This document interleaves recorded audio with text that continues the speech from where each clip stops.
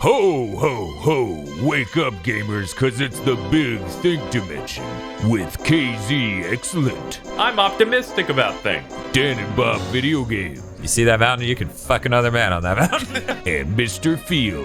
This week on Viva La Bam. Here on GigaBoots. I haven't been this disappointed at a Fallen Order since since my Taco Bell breakfast. What? What? Did you drop it on the ground? No, it just fell behind the counter. I don't know. Oh, okay. Look, guys, you're all gonna have to pull my weight. I have no energy this episode. That's why we haven't started. Dan defeated the Taco Bell clerk by standing in the doorway and throwing things at them. It's true. I fucking slapped him across the face and then stood outside. He couldn't do anything to me. It's like, oh, I'm the only one in the store. I can't leave. As Dan is just like hurling bricks from outside the parking lot into the building. Just pulling them out of the wall. They're like, wait a second. Where did he get these weird cinder blocks? And I'm just pulling them out of my trunk. Like, this is what I set out to do at the beginning of today. They're like, all right, I'll put it in the meat.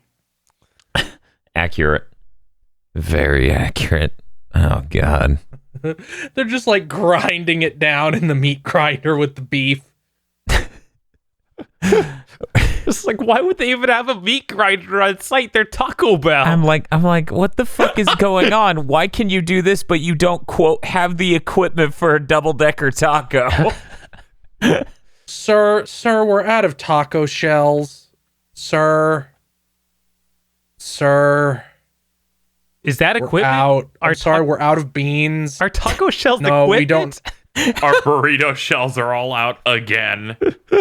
This is dire. I need to never think about Taco Bell again. That might You're actually going be to a eat there as positive soon move. as we finish recording this. No, Uh-huh. no, I'm not gonna do that. I could go to the Whataburger across the street. Yeah, that's way better. Hey, to be fair, They cook Whataburger food. Whataburger never gets my order wrong. Yeah. Oh, right. You technically are entirely self-employed now, so you have to go to the Whataburger like, yes, I'll have the mushroom Swiss with an egg on it. I do not require napkins. I will, however, require an extra cup of gravy on the side. Make it the country gravy. Yes, use that to cleanse my palate in between each bite. I will not eat. I will not even dip. I will drink. Oh. Sip it like a fine wine. Yes. Oh. Just imagining that viscosity, like the lukewarm gravy, that viscosity going down your throat is so foul. And the chunks of sausage in it. This reminds me. What? Like I can't think about this because of the time when I was like 17, somebody was like, drink that cold Thanksgiving gravy, I'll give you $50. Oh. 50 And I bucks. did it. Hell yeah, I you did did it. Hell yeah. It was nasty. Yeah, no, It was- that's... Unbearably bad. No, it was exactly bearably bad because you got $50. That's true. So I assume it was like fresh made gravy too. It wasn't like pre-canned where it might be okay.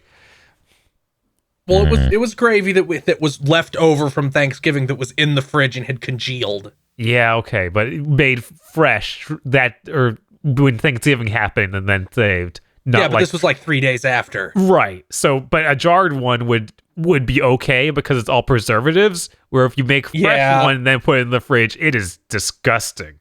If it had been like heated, it would have like reliquefied and been better, but it was just, my face is scrunching up even remembering it. Okay. Because We're starting off strong. It was so vile. We need to talk about what we played this week. Yeah, I can do this. I'm gonna speed run this. All I did was play Mighty Number 9 and Jedi Fallen Order. It's been a dire week. What do you mean, dire? It's been a dire week. Okay. Dan learned about Dark Souls. It was not good. People told me that what I was experiencing was very similar to Dark Souls. Now, I will never know because I'm not going to go out of my way to play those fucking games.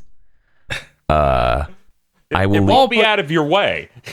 But you can set. It'll be directly blocking your path. In the PS4 version, you can set up passwords so me and KZ could like guide you through it.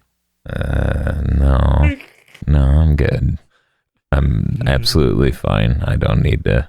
And then when we reach that boss, when we're co-oping it with him, we'll both kill ourselves. So he has to fight it. Only it has more health now. This is the experience of fucking getting kicked in the nuts and someone walking up and going, "Yeah, they got that from Dark Souls."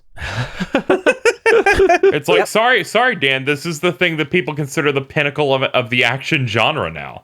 Game of the year, Sekiro. Correct. Thanks, Game Awards. Yeah. You're welcome. That's, Muppets. That's some really befuddling shit. But yeah, no.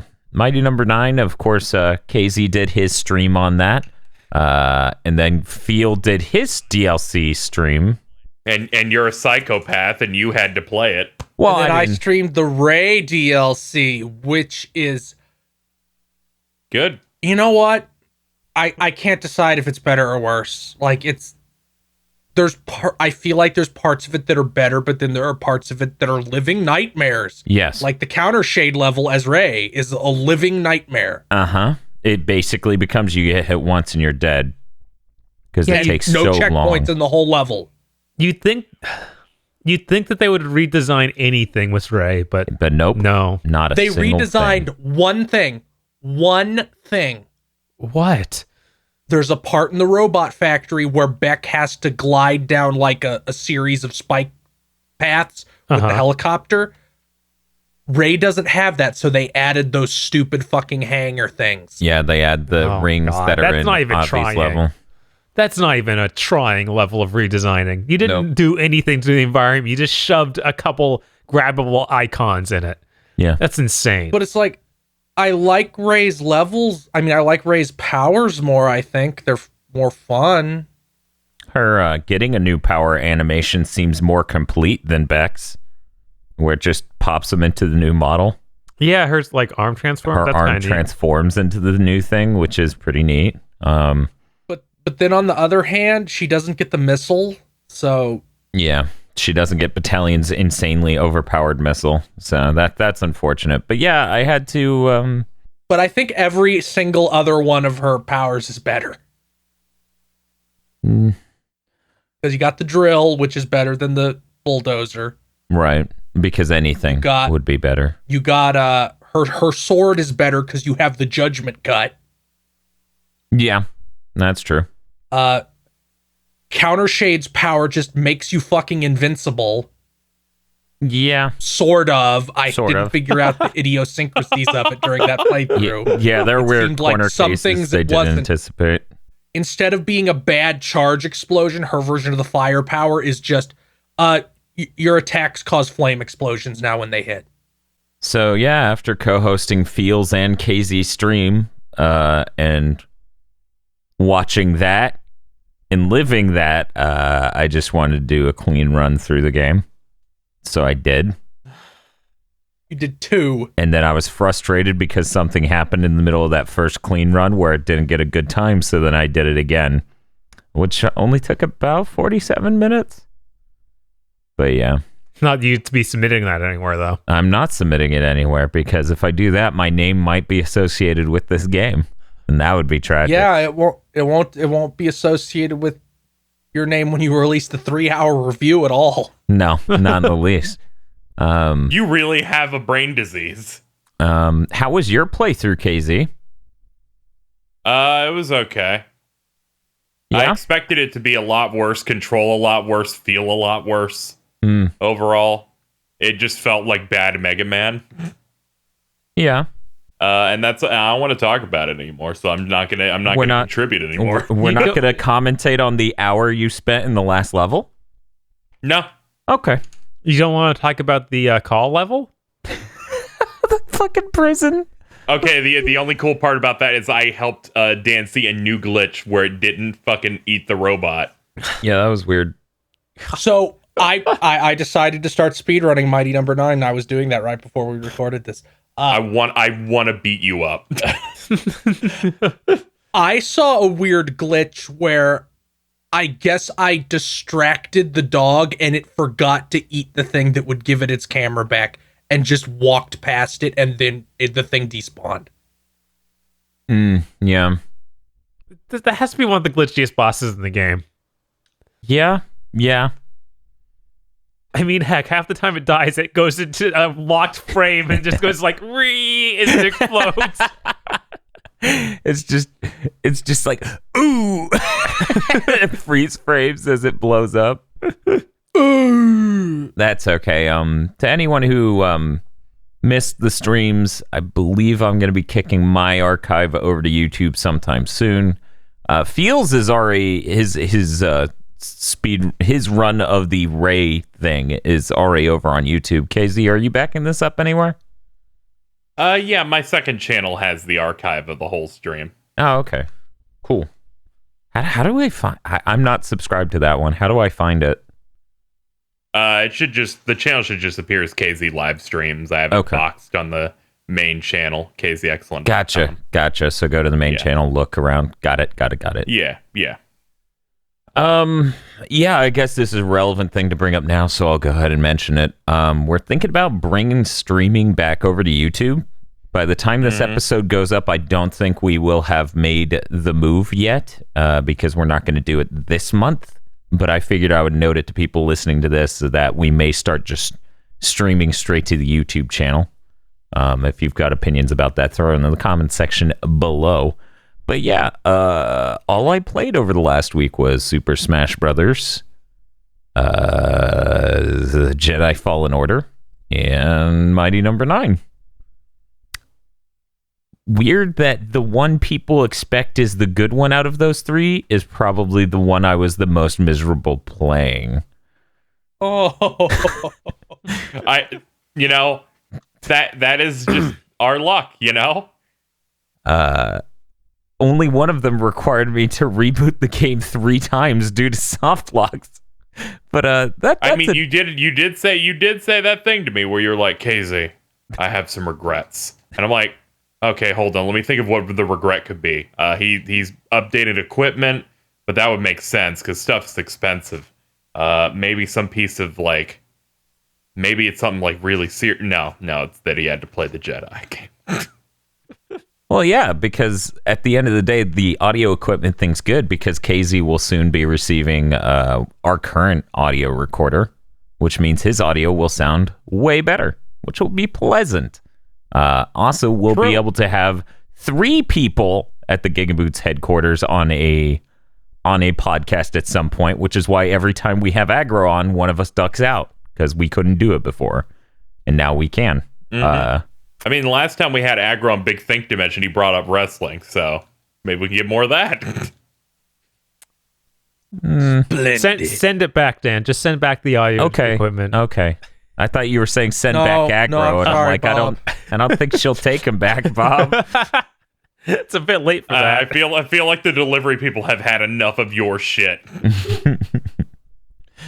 But yeah, no. So those things have quantifiable improvements to the channel that are objectively good. Anyway, what have you been playing over the last week, Bob? I got to play a tiny bit of Star Ocean. First Departure R, I think what they're called, the PS4 version. Actually, it's First Departure. Yeah, definitely that. I did that while you heard its theme was bravery. I did that while you were playing Mighty Number 9. I was over here in the corner, recovering from being Bob sick. Is just like huddling in the corner, listening to Dan self-abuse, and the other side of the room, he's like, just focus on something else. He'll get it out of his system. He'll be fine. That game is real blurry. The transfer of the PSP anime movies is really bad. I was hoping that they had some good quality. Like maybe they kept the animation somewhere at Production IG. Like maybe it's a backup. Yeah. Because that would be reasonable for studio, right? It would. No. But you just mentioned production IG. I guess that would still be early. I feel like that thing has to just be the PSP game, like running in their emulator with the new art injected in. You can actually turn it off and on, so they did a little bit of work to, add changeable features. But yeah, Do you probably want the is. good art or the absolute worst art I have ever seen in a JRPG? I wouldn't say it's that bad. I've seen some real bad art. But there's stuff in that game that still has the old style present. So if you pick the new art, it's gonna clash anyway. Yeah, I heard about that. I haven't got far enough. What didn't they change? Is there like characters they didn't give new art? Well, no, they gave them new art portraits, but they didn't change the sprite at all. So the art portrait looks more like their original design and less like the new design. So it doesn't match at all with the sprite. That doesn't bother me, is just because not having to look at the bizarrely wide new art from the PSP art. Like, the fucking main character looks bizarre. Like, he just looks wide to me. Like, he's wide boy. It's a certain era of Production IG's artwork that's kind of not great. And yeah, it's like a worse looking version of Star Ocean 4's redone art, which is pretty dire. I forgot Star Ocean 4 got redone art. Yeah, the PS3 release the 360 will get the American bullshit we used to render, but the PS3 will get anime art. Yeah, it looks a lot better. But yeah, I don't. The Star Ocean 1's still fun. I hardly played any of it. I just got a tiny bit into it. Basically, did like one fight, and I think left the main town. All I really remember is that, because I played most of it on a family trip. So I was in the car. I was like, okay, I'll play it on my PSP. That game, like Star Ocean 1, like goes on crack near the end, where you spent this entire time on the medieval planet, and it's like, go fight an interdimensional demon in the depths of space. Yeah, that kind of sounds raw. What? Yeah, it's like at the very end, like, it's called Star Ocean for a reason, idiot. Like, Star Ocean 2 handles that a little bit better. Yeah, I think Star Ocean, as we've talked about before, has a huge problem of, oh man, there's this idea of like a huge world to explore, but no, we're just going to lock you on this one medieval planet for the whole game, basically. And that's always been a trope of those games. Well, yeah, but then they did Star Ocean 4, which did what you said, and it might be the worst one in the entire series. Yeah, no, doing the thing the series should have done, but doing it terribly is always bad. It's like, you can't just take the concept and then fall over. I think the moment when Star Ocean 4 like made where I gave up was I go through like an hour and a half long dungeon. It's like, okay, you finished, and I'm like, okay, wait, I'm still in the boss room. Yeah, walk back out. Yeah, you gotta leave. I think I got like 50 hours in and lost my save data, so I never finished 4. And I don't think I ever want to play those 50 hours ago. I didn't finish 4 because it fucking sucked. Well, yeah, but it can't be bad. Isn't that the one with Edge Maverick? Edge Maverick sucks so bad. Yeah, no, he does not live up to his name. He's probably the worst Star Ocean protagonist. Oh no. Yeah. Well, I don't know. I didn't play enough 5. I played like an hour of 5, and like this has a budget of $4. I really don't want to play any more of this. Every character in that is so generic that I can't really say that they're bad. I can just say they exist. Yeah, he maybe. I played like 2 hours of it. It was like, yeah, he's really plain. He's not terrible like Edge Maverick. Edge Maverick is like a shitty version of Claude from 2. Yeah, I think they were really trying to make him like Claude, and they ended up making him nothing. Failed completely, utterly. Like everything else in that game. Comparison. Whoa. I'm trying to think if there's a single good thing in Star Ocean 4, and no. I kind of like some of the combat mechanics they did with the dodging stuff. It's probably not actually good, but it was interesting at least. Like it kept me somewhat engaged. All I remember is that a lot of bosses would sit out of your view because this was like the first game where you couldn't see the entire battle area on your screen. would like sit off and shoot things at you, and they'd always summon more guys. Wow, I don't remember that. It's been too long. But I bought the 4K version of that. Maybe I'll go back. Yeah. What platform is it 4K on? Xbox One X? PS4 Pro and probably Xbox One X. I think they put it on there too. But yeah, you can. I think it runs really bad if you go to 4K mode, or you could do 60 and yeah. That doesn't surprise me that it runs real bad at 4K mode. Well, yeah, I don't think the PS4 Pro runs like anything well at 4K. On PS5, it's gonna look incredible. Yeah, we gotta get ready. I mean, that's why the 4K version of Bayonetta and Vanquish come out early next year, and then we'll have to wait for the PS5 to actually have that version run well. Yeah, to actually have. God, what if they don't even lock 60 at 1080p? Yeah, I wouldn't be surprised even. Platinum keeps disappointing in this regard. In many They're regards. technical wizards. Yeah. they should definitely keep that chief technical officer employed. Yeah, he knows exactly what he's doing. He's definitely not a chain around their neck, preventing them from buying Unreal for some reason. Someone give them Unreal for Christmas. I finally finished Call of Duty. Oh, that's cool. Which Call of Duty? Modern Warfare. Oh, thank you. That was I still enjoy the campaign. It gets really heavy-handedly weird and like, oh yeah, the good guys are using torture, makes you think, doesn't it? I was like, No, it really doesn't. No, I'm an American. I had to cope with that years ago. Right. It's like, yeah, this is all very stunning and real, but maybe just have it be This fun. is all I don't stunning and real for 2008. Right? I'm like, Guantanamo, it turns out, existed. It was not only did it exist, happened a while ago. Right? You're kind of striking while the iron's real cold. It was not even like 2008. It was like 2004. Guantanamo? No, but like waterboarding. Yeah, the Guantanamo shit didn't hit like the news cycle in 04 though. That was after that. But yeah, no. It's, so that's that. You know, Bob, I'm gonna say that's not great, but it's also expected. Yeah, it's like, yep, nothing unexpected here. I feel like Activision and also EA, all the big publishers, like, don't know what the fuck to do with like a story, so it always has to be something like that.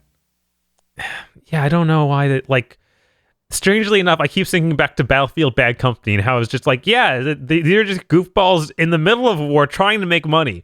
Like, yeah, that was way better than the harsh seriousness that these are going for now. Heck, even Modern Warfare 1 and 2 were better because they were just a lot more typical. Or not typical, a lot more action movie. right. Just, right. You are good guys. You've been betrayed by your superior officer. You have to go find and kill him. Yeah, no, which game was no Russian? Modern Warfare 2? No Russian. Modern Warfare. That was Modern Warfare 2. Yes. I just feel like, okay, Modern Warfare games have to have the big edgy thing. Yeah. And that they've just done that since. The end of this game, spoilers for Modern Warfare, the Modern Warfare. I'm excited. The guy kind of set up the beginning of Modern Warfare 1, which is kind of insane. So it's like, but the timeline. Modern Warfare 0? Yeah, basically. But it's set in modern day. But at the end of it, he's like, I need to form a team. We need Soap, this guy who you don't know the name of, so Ghost. And yeah, it's like, okay, they're doing it. I assume we're just going to get Modern Warfare 2 at some point. Does that mean it's Modern Warfare 2 : Modern Warfare? Yes. Because you have to remake the whole of one. That's so good. What if, like, the next big Call of Duty in, like, 2021 or whatever is just Modern Warfare 1 remade to be, like, a decade later and after Modern Warfare, the Modern Warfare? Yeah. Then I'm okay with that. You're right. Modern Warfare 2 : Modern Warfare 1. Look, the Modern Warfare 1 story was fun. It had an arcade mode. I don't think this one gets an arcade mode when you beat it, which is sad. That was a lot of fun. You know why I don't own that game, Bob? Why is that? Because they don't have an arcade mode. That's fair. If it had an arcade mode, I would have bought that game already. But yeah, I still literally I jumped in the multiplayer, played a few more rounds of that. I'm like, this is still the best Call of Duty has been in a long time, and I hear it's selling the best of any in the last few years too. So I'm like, good. They actually are being rewarded for making the good one again. That is good. I'm gonna need people to keep rewarding them for making good Call of Duties instead of like more zombies. Clap. ATST. Apparently, this is the best-selling one this gen. So I'm sure Modern Warfare 1 or 2 sold better last gen, but this is the best-selling one of this console gen. Right, so it beats out all of the bad ones they've been doing. Because this is the first good one this gen, I think. Like, Ghost's the first one on this gen. And that one is laughable. I think the only thing you can try to do is make the argument for the weird free-running versions. Like the weird, you can do wall runs and double jumps and shit. Like, if that stuff felt good. Yeah, it should feel better. I agree, but I think that's... The weird thing is Advanced Warfare is the one where I don't think you can wall run yet, but you have the side dashes and stuff that Halo took after that, which is so bizarre. The game industry sure is a fucking cacophony of like fucking incest. Which I would so funny. Caca. But I would honestly prefer the Advanced Warfare side dashing and stuff to how bad the wall running feels in the Black Ops games. Like that just feels miserable. Did you play Titanfall 2, Bob? Yeah. Titanfall 2 feels much worse than that. Yes, Titanfall 2 feels how wall running should feel. Yeah. Black Ops, you hit a wall, you run in a completely straight line on that wall. No matter how fast you run into it, you have a set wall run speed. Oh, that's it just is miserable. Yeah, no, it's super rough. Basically, you hit the wall, it has a pop-up. It says you have wall powers now, defeat Satan. And so that's about how it feels. Whereas, in Titanfall 2, you actually properly keep momentum. And momentum matters. Yeah. At all. I hope Titanfall 3 is on the way. Me too. Especially after playing other Respawn titles. Me too. I don't know what he's talking about. I've been playing a lot of 7 out of 10s lately, except for my number 9. Yeah, that's a 9 out of 10, right, Casey? 9's right in the name. 9 is a multiple of 3. Yeah, See? 3 out of 10. 3 out of 10's pretty accurate to that. Ugh. But that Yuck. But that was my week for games. What have you been doing, KZ? I played Mighty Number 9. How'd that go? Stop it. Stop what? It's over. I'm just trying to ask you how your time was. I don't know. Did you? I told you how my time was about 15 minutes ago. KZ took 5 hours to beat that game. That says more than anything else could. What, that I'm bad at Mega Man games? Well, I mean that it was probably miserable.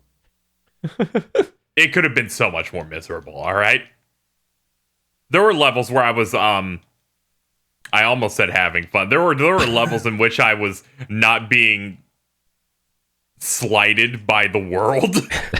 Yeah, there's like 2.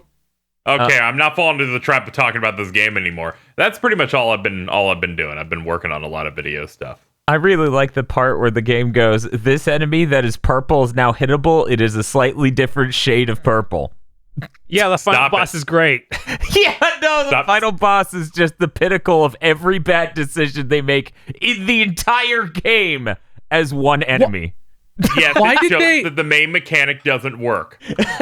Why did they use purple for every boss? They had yellow, blue, green, and red absorb effects. Why did they use purple on the purple boss? Because some jackass said, well, Evil Zell is purple, which is why all these things that can one-hit kill you are purple throughout the entire game. It was for the lore, okay? That's my week. Well, I played Shovel Knight, King of Cards. I didn't expect the card game to be such a huge part of that. Oh, that's disappointing. I mean, exciting. That's just surprising. Tell me more. Apparently, it isn't. None of it is mandatory, but it is a lot of the content. Oh. But it's called Shovel Knight King of Cards. It is the King Knight campaign. It is the last, thing they had to get done for Shovel Knight, but because it's done now. Mm-hmm. But you play as King Knight, who is might be my favorite of the playable characters because his movement is so unique. Like, he can't jump quite as high as the other characters, but he has a Wario shoulder tackle, and you can do it in the air. And if you hit something, you bounce upward. So what you can do is you can shoulder tackle a wall and then bounce up to get more height. And after you hit something, your bounce is in a pirouette state. So you can bounce on things after the fact. And if you bounce on something, you can dash again. Huh. I prefer games where I can infinitely air dash. No, you don't. Yes, Stop. we know. No. So there's a lot of interesting movement puzzles, like, how the fuck do I get up to that ledge? Okay, I guess I have to do this, or it'll be like, this ground you can't jump on. It glues your fucking feet to the ground, but you can still cross gaps by jumping, or you can, I'm not jumping, but dashing over the gaps, or you can dash into an enemy, which will bounce you up off the ooze. But the main thrust of the plot is that King Knight decides he's going to become the king of cards by winning all the Joustus competitions, and Joustus is the name of the card game. Raw. It's strange. Is it Yu-Gi-Oh? No, although there is an unbelievable part where you don't fight any of the normal bosses at like the end of levels in this. They wander the map like Mario 3 style. Huh. And when you beat them, they'll go hang out in your base and you can play cards against them. That's really interesting. There's a really great moment where Plague Knight, and it's random which one spawns. Like, once you beat them, they have the potential to spawn at like a banquet table in your base. Huh. And then that's where you can challenge them. So Plague Knight is just sitting there and he's like, Joustus, a game for children. I know more about it than your tiny mind could ever fathom. I appreciate this. But the way it works is that cards have arrows on them. And what you have to do is push your cards onto these control points. But you can't just place cards onto the control points. You have to place them somewhere else and then push them with the arrows onto the control points. Huh. And it gets complicated. 'Cause you get like double arrows, which can overpower single arrows, and then you get triple arrows, which can overpower double arrows, but will vanish after 3 turns. So that anybody can push that card however way they want. And then you have conveyor belts where that will pull your card one space that direction if possible at the end of every turn. And you have like bombs that will blow other cards. It gets to be a lot. Luckily, to go along with the Wario thing, King Knight has the most things to spend money on, including completely frivolous things like spending 10,000 gold to make your HUD really, really fancy. Ooh. But you can buy cheats for the card game. I'm not comfortable with that. You can buy power-ups. No, that's fine because the bosses also cheat. Every card game boss has a boss power. That's fucked up. Like the Where's first the one honor? is Black. The first one is Black Knight, and his is just I destroy every single card on one row. Nice. So you have to deploy your cheats. Stuff like replace all your opponent's hand with shitty cards. or the cards all cards on top of a control point right now switch over to owning them. Okay. And I don't remember what the last cheat is because I don't think I ever used it. It didn't sound nearly as useful as fill their hand with garbage. That sounds like the end. That's it. It's not. No, because the way the game works is there's like a center board and then an outer board. And the game doesn't end until the entire center board is full. So if you keep pushing cards out of the center board to keep the whole space from being filled, it can go on a while. But it was a lot of fun. The level design is really good. All his, his equivalent of the sub-weapons are all really good because most of them give you alternate movement options. Like, one is just the bubble from New Super Mario Brothers. Huh. He just gets trapped in a bubble and it's like, and floats there in the air, but you can air dash out of the bubble. So what you can do is, like, if there's a really tall wall you want to climb, you can jump, dash into it, bounce higher, bubble, dash into the wall, bounce higher, bubble, and keep doing that. Also, it explains King Knight's fall to villainy because somebody fucks his mom. It's not a joke. That's how the story goes. Because, in original Shovel Knight, he, like, unseats the king and takes over their castle. Well, you beat up the king as the first boss in this, and he goes and hangs out in your base after and just keeps hitting on King Knight's mom. It's really funny. There's also some pretty good parts, like he can't dig up like the jewel piles. So you have to bounce off something and pirouette into it, and he like drills down into the ground to get everything out. But it's really good. I don't know if I'd say it's better than Plague Knights, because Plague Knights is also really good. No, Spectre Knights is really good. Okay, I was Plague going to say, is Spectre Knight the good one? Yeah, Plague Knight. Yeah, Spectre Knight. Plague Knight is just Spectre Knight. On the other hand, Spectre Knight has a lot of raise, and raise isn't even in the King Knight one. Oh, it's tragic. Point against it. He's too busy and indivisible. I'm sorry, he can't come out. He's on one of the cards though, because it's like triple triad, where some characters will just have like cards of. He's busy being in the fighting game that they have, where there's regular version and dark version. It's very cool. But that's all I played of note. Otherwise, it was Mighty Number 9. Hey, Bob. Hey, what's up? With Phil stealing my bit, I've decided I'm going to steal his bit and go to Twitter and like a bunch of thick bitches. Oh, no. Wait, I haven't looked what? at Feels Likes in forever. I got to go check. Oh, don't look right now. It's full of Seth. Please, we haven't gotten to the news. It's not all Seth. Mostly Seth. Oh my. Oh my.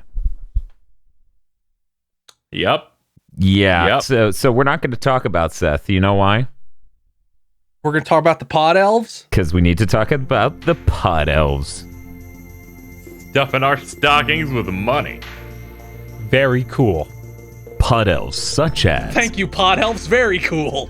Danny Richardson, E. Lee Broyles, Dandy Cageford.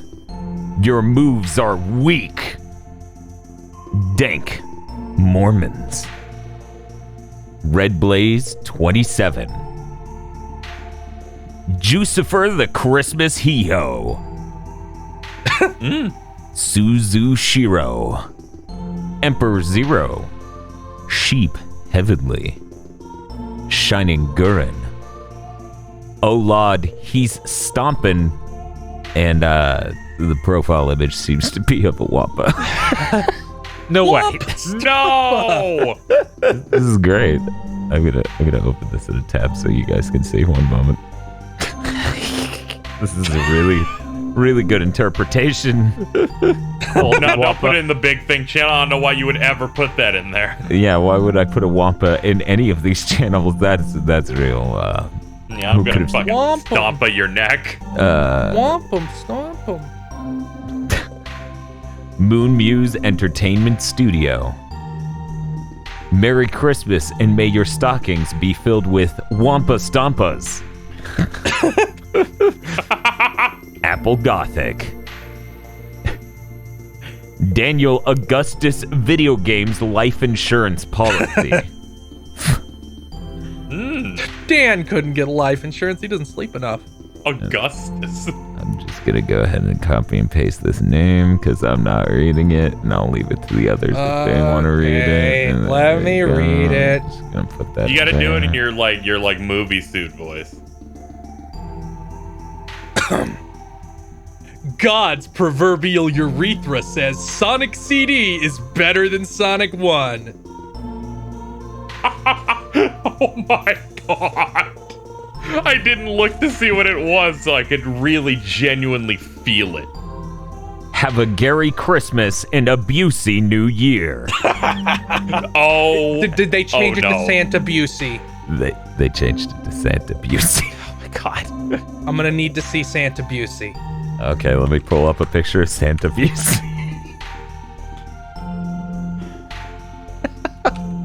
there's your Santa Busey. Oh god. Some high-level artistry right there.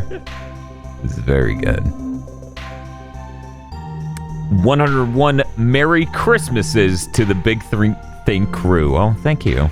Thank you very Oh, much. thank you. That's very sweet. Mom said it's my turn on the sex box.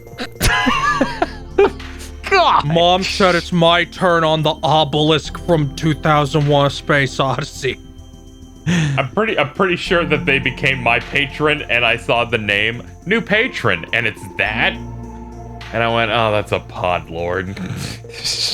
Kyrie uses Grand Cross on Xehanort. Yes. And also, unknown artwork. Thank you very much to our pod elves. Thank you, pod elves. Thank you, pod elves! Konnichiwa, pod elves. Yeah, thanks so much. You're very cool, pod elves. You're the new sheriff. That should be the conclusion of every AAA game ever made. And now you're in the new sheriff. Yeah. The fucking Call of Duty game should have ended with congratulations, guys, you stopped the terrorists. You're the new sheriff in town. Well, Cal Why is Kestis, it an I guess Uwu you're the new voice? sheriff in town. Jedi in town. It's a sheriff Jedi. I'd watch some awful spaghetti western with the Jedi. Yeah. That sounds How all has right. that not been made yet? I don't know. Mandalorian might be that. I haven't watched it. KZ, is that in fact a spaghetti western? Do we spend most of the episode filling time and the rest of the episode shooting cowboys? There is an absurd amount of walking to places in The Mandalorian. That's fair. Because it is totally trying to be taking different Western things and putting a Star Wars spin on it. I see. Why don't they just take Baby Yoda's 2006 Honda Civic? I don't know. I don't want to spoil the recent episode. Oh shit, did it get impounded? Again, I don't want to spoil it, but we're getting close. Baby Yoda, no! You should have been My making the thoughts payment. exactly. Why'd you have to spend it on ketamine? No! It's all been downhill since Baby Yoda crashed into Liquor Donuts. Ending my job. I heard it burned for a down. good It was cause. a tragedy. Yeah, it's a real tragic lore and backstory that I'll carry with me for the rest of this channel. Who would have thought that ketamine was so flammable? Who would have thought Baby Yodas were so flammable? I guess we got to talk about gaming news, huh? Yeah, No. probably. I mean, yeah, we do. You wrote it all let's- down. Let's Be open weird. with something that KZ wrote into his news, but I wanted to cover. Sure.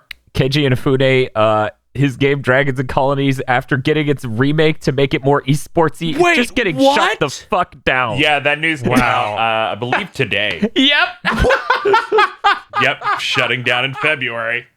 This is like the only thing Level 5 has done that has ever failed.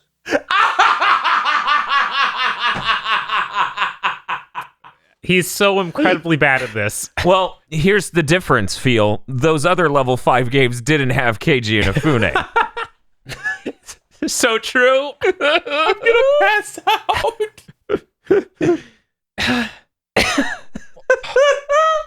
It literally just got like a redo. Yep, and even that was just, I guess this is just rotten from the core and we can't do anything to salvage it.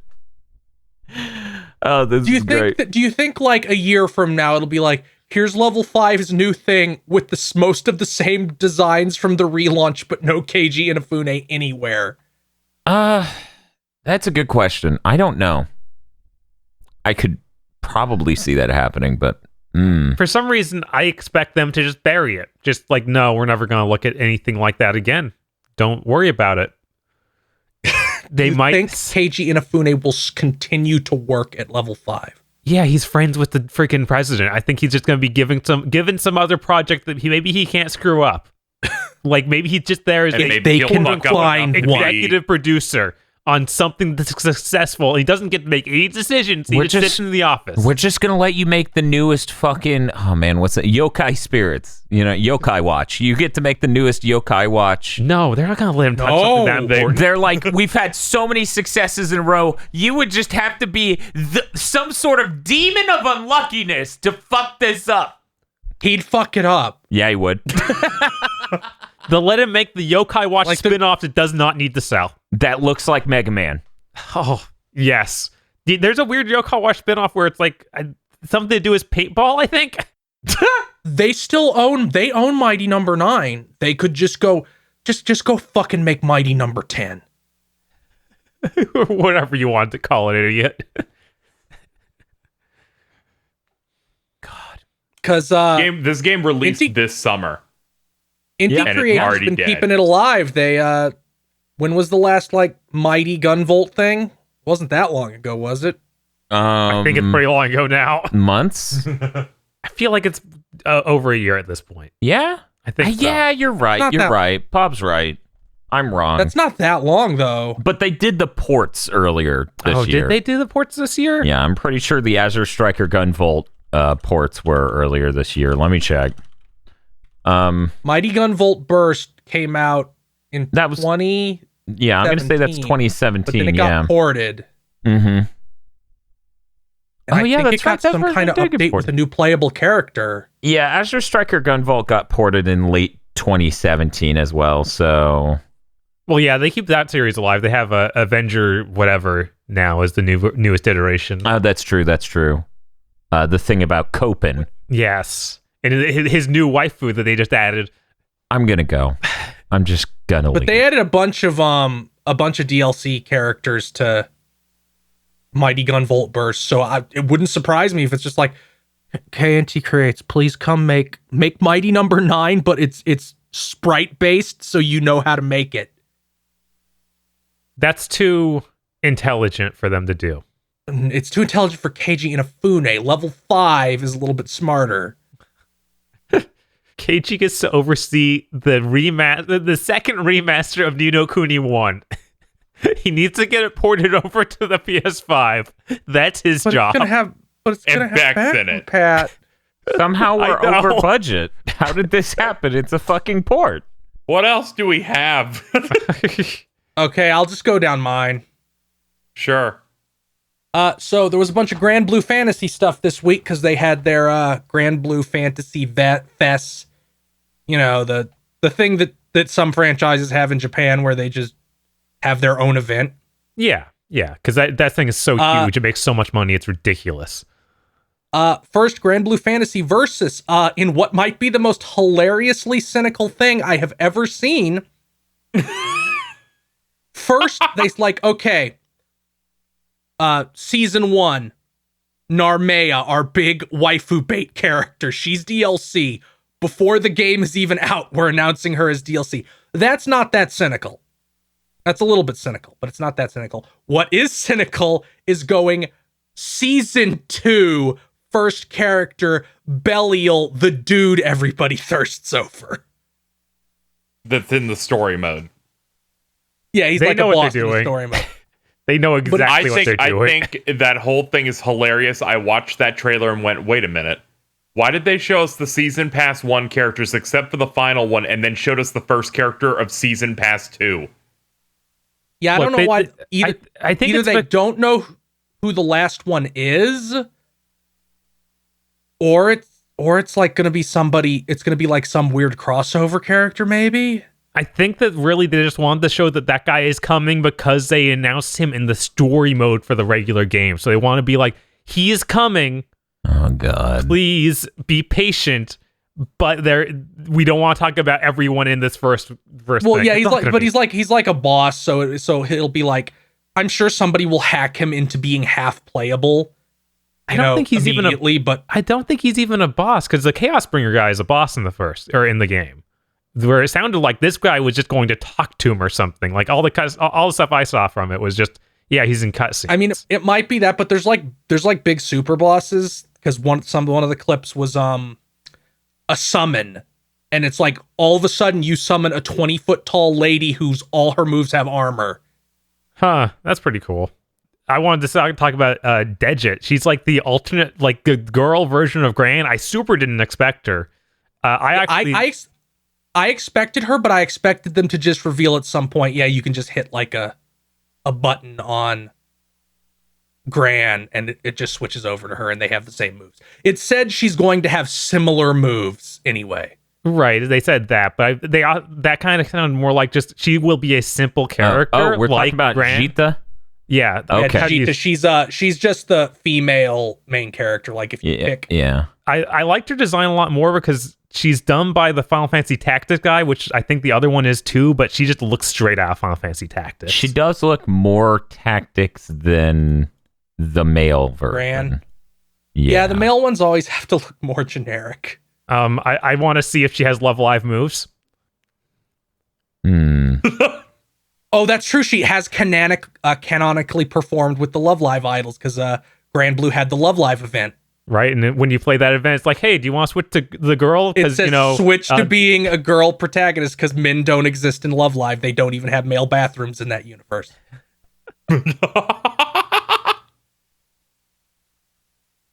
See, now I'm just seeing the Street Fighter Chun-Li outfit for Jita. And that's incredible. Oh, yeah. I didn't see that. So I kind of here I'll post this so you guys can see. Anyone else can Google it. But this is it. Oh, that's good. Oh yeah, they have costumes for your main. They have costumes for a lot of characters. Yeah, they do. Yeah, no, that would be fantastic if somehow we could get the clearance for that in that fighting game.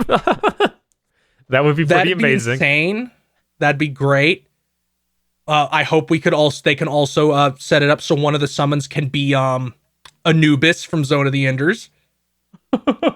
Because you can get that as one of your summons. Also, you can get Morgana from Persona 5 as a truck as one of your summons. Wow. Or just Aaron from Attack on Titan. All good choices. You know who you can pull in rare times in Grand Blue Fantasy? Lelouch. I was about to say, is there Code Geass in here we can get? Wait, okay, we can move on now. Yeah, now we can move on. We can officially move on. They showed off Grand Blue Fantasy Relink. That is the quotation marks, air quotes, platinum game. Mm-hmm. No, and they got kicked out. They're done. I don't know because I don't know if this was true. Xenosaga 7, I think, is the Twitter account who covers a lot of this stuff, says they changed engines.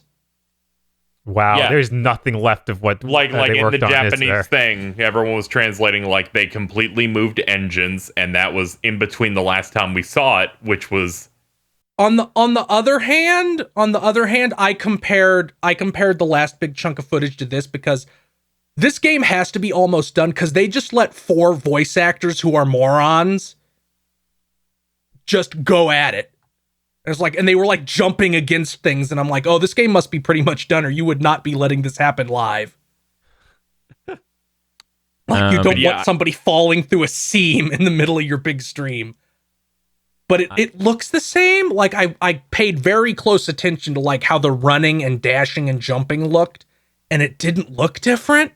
So unless they actually decided to throw Platinum out like 2 years ago, I feel like that's really possible. It really is. I don't know why they would remove their credits just because they finished their part. Yeah, that's weird. But then again, is Platinum like openly credited anywhere on Star Fox Zero? Yeah, actually, somewhere on the box, I'm pretty sure.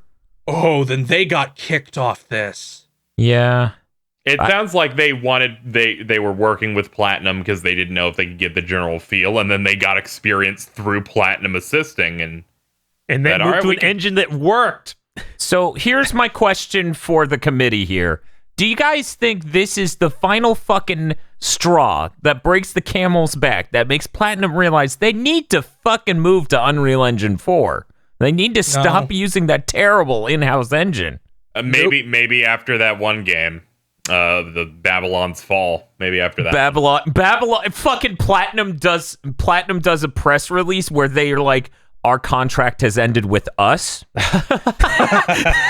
Babylon's Fall will now be handled by the people making Grand Blue Relink. The Grand Blue Relink looks so much really better good. than Babylon Fall.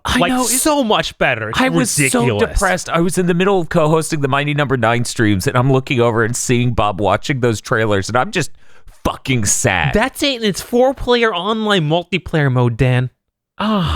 Yeah, that's gonna be fun. That game looks like a dream game because it even has like MMO style like Final Fantasy 14 AoE shit, but it's an action game. It looks like Final Fantasy 14, but Grand Blue and action based. Yeah, I get the same vibe with like going through Monster Hunter, where you group up in a social space with 4 people, then it's like load in via airship to this area, take on this stuff. And the boss they showed wasn't even a real boss. It's one of the shitty mid bosses you can run up on in Grand Blue Fantasy. That's like a little baby shit dragon in Grand Blue Fantasy. I saw a bunch of people going, why the fuck is this like some big epic boss? I killed this thing in one hit in the mobile game. Because it looks cool, motherfucker. It did look really cool. It did look cool. I like watched the old footage, and the boss there looks sick too. They got some good stuff going. I'm just imagining like there's gonna be a boss fight against like the Black Knight from Grand Blue, and it's gonna be insane. But yeah, this looks really great. I'm very excited. I'm surprised we saw a bunch of new characters, and none of them were the ones from the fighting game. Whether they just some of them were. We had like a lot and like stuff, but I mean, like the ones that they got really hyped up stuff for the season pass, like that Narmaya and such. Because they had to, because they did the 4 Dragon Knights, 2 of which are in the fighting game already at launch, I think. So here's a question I have. Do you guys think this Grand Blue thing where they're like, we're branching out and making a bunch of games, do you think that announcement back when they made it, that they were doing this action game and this fighting game, that is what actually finally got the League people, Riot, to fucking do their spin-offs? I wouldn't be shocked. Maybe, but that fighting game they obviously intended to make before any of this stuff got announced because they bought But then you see this sudden extreme push of where they're gonna put out like 18 League games over the next 4 years or something. I think they just kind of decided it at a similar time, and then Blizzard shit their pants, and then their pants fell down around their ankles. And then Riot just went, it's my favorite genre. So Riot just went, show everything, even if it won't be out for like 2 years. Make them suffer. Yeah, I think about like they did that announcement, which means they've been working on those games for a little bit now. And then I think back to when they announced this Grand Blue stuff, and I was like, I guess they announced that far enough back where you started developing it then, like actively working towards having these spin-off like single player games. that now is when you would announce it. Because, they're in a similar situation as Grand Blue. They're just making a shitload of money on this main game. Right. And then the Grand Blue people are like, yeah, spinoffs are important. And they're like, yes, we too believe. We agree. It's funny that looking at like the two of them from an art perspective, it's like, oh my God, Grand Blue looks amazing in almost all the side does. content. What are you trying to say Everything about we see from League is just like, is this done? What do you mean? Like, Don't you think you're being a little mean? like that RPG made by the guys who did the Darksiders and what's their RPG? Shit. Oh my God. Battle Battle Chasers. No, not Chasers. Battleborn. Battle Chasers. Battle Chasers Battle, look the pretty one based nice on the comic. And then with the freaking comic junk that we saw from their advertisement for the League game was like, this is hideous. Junk. So it's not their fault. It's freaking League. Look, Bob, it's okay if your announcement trailer for your huge new game looks worse than the PSP digital comic for Metal Gear Solid 1. It really It's isn't. okay. It's okay. It looks just like the story DLC from Lords of Shadow. It might look worse. But Side Games looks is pretty going bad. sicko mode. Like, Dragalia Lost is theirs. They made that. Yes. Shadowverse, that like the anime Hearthstone, is theirs. They have Project Awakening, that realistic fantasy game, and they put out Zone. They are the ones who made Zone of the Enders VR, and then said at some point they released a press release like, "Yeah, we're trying to convince Konami to let us make Zone of the Enders 3." Yeah, Konami should let them do that. Yeah. There eventually came a point where they said, "Yeah, we just want to make a bunch of traditional console games." My understanding is that Grand Blue Fantasy started as God, I'm trying to remember their names. Nobuo Uematsu and the Nier Automata artist, Hideo Manaba, I think is his name, or I might be thinking of somebody else. But they're like, we want to make our own Final Fantasy. Shit, that costs money. It's They funny. made a mobile game, and then the mobile game made a bajillion dollars. So it's like, finally, we can make it real. It's like if Terra Battle actually took off. Maybe. Hey, Terra Battle did great. It crossed over with Final Fantasy 15 one time in a really bad extra content episode. I need to Guys. play that. I'm hyped. Guys, I don't want to start drinking. Can we move off the topic of Final Fantasy 15? So we didn't get a date for a relink. They said they have a date in their mind, but they don't want to have to be like a million other people. This shouldn't be like, it's this date, and then a month later be like, actually, we have to push it back more. No, I bet the date was second half of 2020, and then someone said, "Shut the fuck up." Well, there's another Grand Blue thing in March, so I'm assuming we'll get the date then. I'm also assuming it will be somewhere around the time of new consoles launching. I don't know, man. Cool. That sounds way too close. I think it's going to be August. Yeah, it's just barely going to beat it out the door. Yeah, I think it won't launch on new consoles, and Dan will continue to be mad. Well, nothing unless something okay, so specifically I need says to- it has no, a next 1 gen second, version. Phil. It doesn't. KZ, because somehow you missed it in the spoiler cast, and I'm going to stress it again here. That moment in the spoiler cast wasn't me being like, why isn't this on new consoles? That was, why have we not seen an ounce of fucking gameplay of Elden Ring if it's coming out that soon? That's nuts! Like, how the fuck? They don't want to spoil this It's Game okay. of Thrones I'm universe. probably wrong, and it's probably not coming out soon. But I feel like it might still come out. I mean, they showed it. They showed it before they revealed it, like before they revealed Project Scarlet at the end of that E3. Like, Yeah, So but it we can't haven't be- seen it. yeah, we're talking about FromSoft's game Elden Ring and how it's like Yeah, I know. there's like no game. I feel like we didn't Yeah. see Sekiro either. We saw like 1 second. Yeah, when did we see Sekiro first? How The E3. The first time we saw it was the E3 before it came out, 2018. well, see, there No, you go.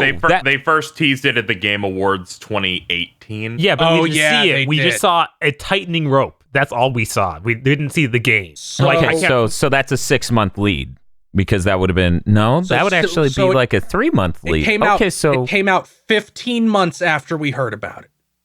What? I thought these guys just said the Game Awards 2018 is when we first saw Sekiro. No, 2017. Oh, Yeah. okay. You said the wrong year. Got it. Okay. Yeah, that would be 15 months. Yeah, that's right.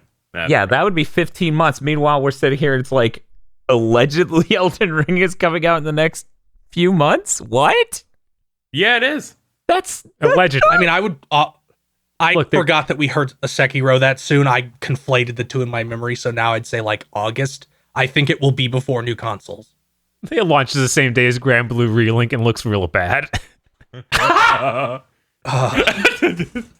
And then it wins Game of the Year anyway. Yeah, of Yep. course. And then, Exactly. and then it's like, I wish Grand Blue Fantasy Relink had good action combat like FromSoft's games. Oh no, you think that? No, here's the new thing. I wish they had a game written as brilliantly as this one, written by George R.R. Martin. Hey, that's an upgrade for FromSoft, who don't write stories. It's okay. The George R.R. Martin is just on Sega Saturn. writing the universe. He's not writing any sort of dialogue. You're gonna have to crawl through those text logs to hear about trade and stuff. Yes. To get his writing. Examine the item description to find out that Sakura Wars on the Sega Saturn gets a translation by fans finally. Yeah, they even translated the original commercial and had somebody read it out over the same footage and put it on that's cool. YouTube. That's cool. Like, finally, now you can play this game. I'll probably do that once we get a date for the new one in America. I'll be like, okay, now it's real. Now I can get ready for it. So, Neeshay Gamer, a bad website. Niche Gamer. I'm going to keep saying it because it upsets you. Before we move on, I'm fucking up to own you. I shit my pants because now you have to smell it. I'm throwing my diaper everywhere with my mental brain goblins eating me, ruining my life. Neeshay. that PS2 Sakura Wars came to the US in 2010. Yeah, Wonder why no one got it. It had a really horrible dub too, and I think the Wii version only had the dub. If you wanted like the subtitled version, you had to buy the PS2 version. Now the dub was Kino. Also, Did the it dub is have Johnny a Young weird Bosch? spin-off Don't of the think so. original series we did not, none of which we got. Oh. But it was one set in America because of course we got this one. Oh. Yeah. Okay. Ugh. That makes a lot of sense. So we're gonna talk about Niche Gamer. Yes. They've been stealing articles from Gamatsu wholesale. To the point in one of them, they left in read more at this article at Gamatsu at the bottom. Which was really great because I saw they had to like make a statement about like, we've noticed some similarities, and people said, notice some similarities, you just straight up copied the entire thing. The follow-up was, Brandon Orselli, the douchebag who runs Niche Gamer and tried to suck up to me multiple times. I don't like you, Brandon. Go away. It's like, well, we didn't really, and people came out of the fucking woodwork. Like, here's an article from my site you copied. Here's an article from my site you copied. And it just shot them to pieces. I mean, this isn't going to... I feel like it was already done when I looked and I was like, what are Gamatsu's recent tweets? Because I saw someone retweet one, and there's like 15 of them where it's like, and you copied from this, and he's just replying to each new article they put out with, here's what you stole from me. Which I think is great, because I assume Niche Gamer has like multiple people working on that site. Gamatsu's one guy. Also, they said, actually, a ghostwriter stole all that. Then everybody said, no, they didn't. Here's all this evidence that cannot be true. And then they just said, oh, we lied, and then deleted their lie. Yep. Because people are like, you stole this. Also, you said you're the author in this article at the bottom. Who They're would like, have "Oh, no." thought that Oh, the no. gaming website, whose whole thing is, we suck, so we're going to steal memes for clout on Twitter, would be terrible. Surprise. And you know what? Fuck it. The die has been cast. I might as well go on in. Neeshay Gamer started at the perfect moment. Everybody was sick of the big gaming sites shit. Mm-hmm. The fact they never, and initially they got a lot of support. The fact that they are still a tiny, irrelevant site posting stolen memes for retweets with a bad layout on their bad website. Nobody else has fucked up this bad since Ben Kuchera sank the Penny Arcade report. Yeah, I didn't even know what Niche Gamer was until all of this came out. Because I hear the typical ones a lot, like Amatsu and Nintendo Everything. I even hear about a lot more. Yeah. So, yeah. Niche Gamer never tried. Like, they never made an attempt to be anything except like snarky assholes, which culminated earlier this year where they wrote an article that basically, I mean, this is paraphrasing, but this was basically it. Games aren't art, libs, with like arms crossed. Also, the other thing that said gamers rise up, literally. They posted some good stuff over there. So that's all. Also, ha ha ha ha ha, Brandon Orselli. None of us have jobs you can try to get us fired from like you do every single time somebody fucking makes fun of you, you little bitch. Yeah, plus I just quit mine. I beat you to it, fucker. Every time somebody goes at him, he tries to get them fired and calls his little cronies in to write letters. Fuck you. Man, that's pretty fucked up. That's really dirty. fucked up. Yeah, didn't he do that to fucking Jason 6 months ago? Wait, like in Vignon? Yes, Twitter user at Invignon What the reviewed game fuck? for Operation Rainfall. He made fun of Niche Gamer, and Brandon Orselli fucking got his panties in a twist and tried to get him kicked off Operation Rainfall. Okay, look, Invignon may have brain spiders, but you're way worse off if you give a shit about what he says. Spiders! You're a far more dangerous person when you give that much of a shit about what fucking Invignon said about you on Twitter. Fucking get a life. Jesus. Can you imagine? It's like, come on. And Vignon doesn't even know what a good video game is. That's not true. I heard he likes Kingdom Hearts. Only sometimes. He needs to play it 8 times and forget the last time he played it to say it's good. I'm sure Invignon understands that 4th gen Pokemon was very good for the time. Now I need to ask him. I would like to point out that Brandon Orselli started a second site called Pretentious Media in 2018. He never posted to it, but he got the most intolerable art I've ever seen commissioned for it. I don't want to see it. I'm posting the Twitter account in the Discord, so you're going to have it. Oh, fuck. I think you can tell just from the thumbnail it's bad. Oh, wow. Okay, fine, I'll look. God damn it. Oh, Oh, no. man, so bad. This is, oh, no. This is. If you, dear listener, would like to see this, you could go to @Pretentious Inc. as in incorporated on Twitter. Oh, Okay. they have Niche Gamer listed on our network. Okay, I can't do this anymore. We got to move on. Okay, let's talk about Stadia. Okay.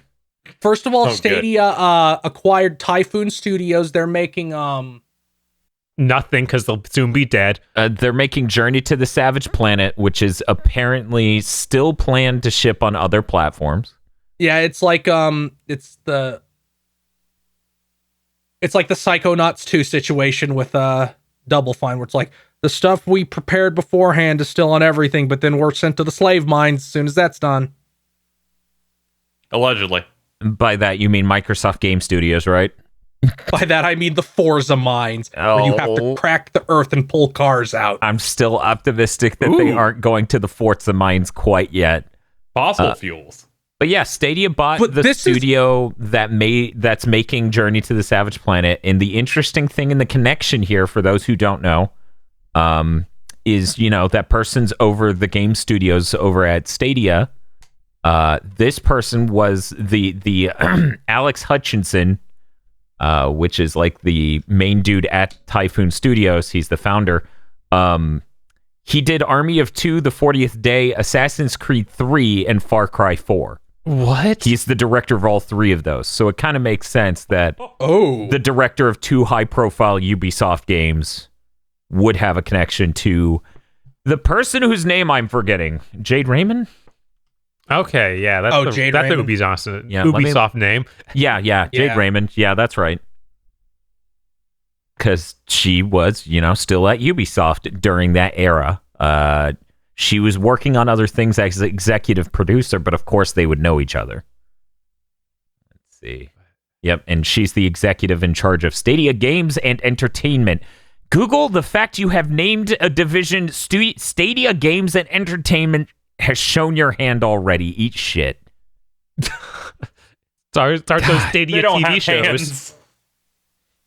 Well, yeah, no, they had So the negative latency took away their hands. No. You see, every other console has the hands. You have to wait an extra amount of time for Stadia to get its hands. Yeah, that's true. I heard Stadia will be getting hands 3 months later than the other versions if before we're we lucky. get to that, Okay. like being bought by poor Microsoft segues. is like a joke. Stadia is even worse. Yeah, because at Microsoft, there's this slight minuscule Microsoft, drop there of is a hope chance. that you could Right. make something that the runaway success, and they keep making it. Exactly. Not Like, even they're that, not making even a just that. Hellblade 2. Yeah, This is on par with getting bought by Amazon Game Studios. yeah, you're This being is bought worse. to be shuttered. This is worse. Okay. I believe Amazon Game Studios will put anything that they absorb will exist longer than anything Stadia absorbs. They have canceled 4 games. They have shipped, Bob, how many have they shipped? 1? 2? 0, right? I think they shipped 1 mobile game. Did they? 1. Wasn't that the developers of Bastion and Transistor, wasn't their weird basketball thing an Amazon game? Did I dream that? That got I don't think so. that basketball thing, whoever made it, got canceled. No, that was a different No, thing. no. Oh, that's a because different he's thing. talking about Pyre, which Yeah, came out. maybe I and is a real conflated game. the two in my head. Pyre's not at all associated with Amazon Game Studios. Yeah, they have 3 games on okay, their I don't- website. None of them have come out. These are all vaporware, Oh. essentially. I'm seeing a bunch of mobile games on Amazon Game Studios, though, on Maybe- Wikipedia. Okay, Just a bunch of like really low-end app stuff. What a was the thing? Facebook What was the thing game. they announced? They just announced New World, Yeah, New World. Yeah. which is It an exists. MMO.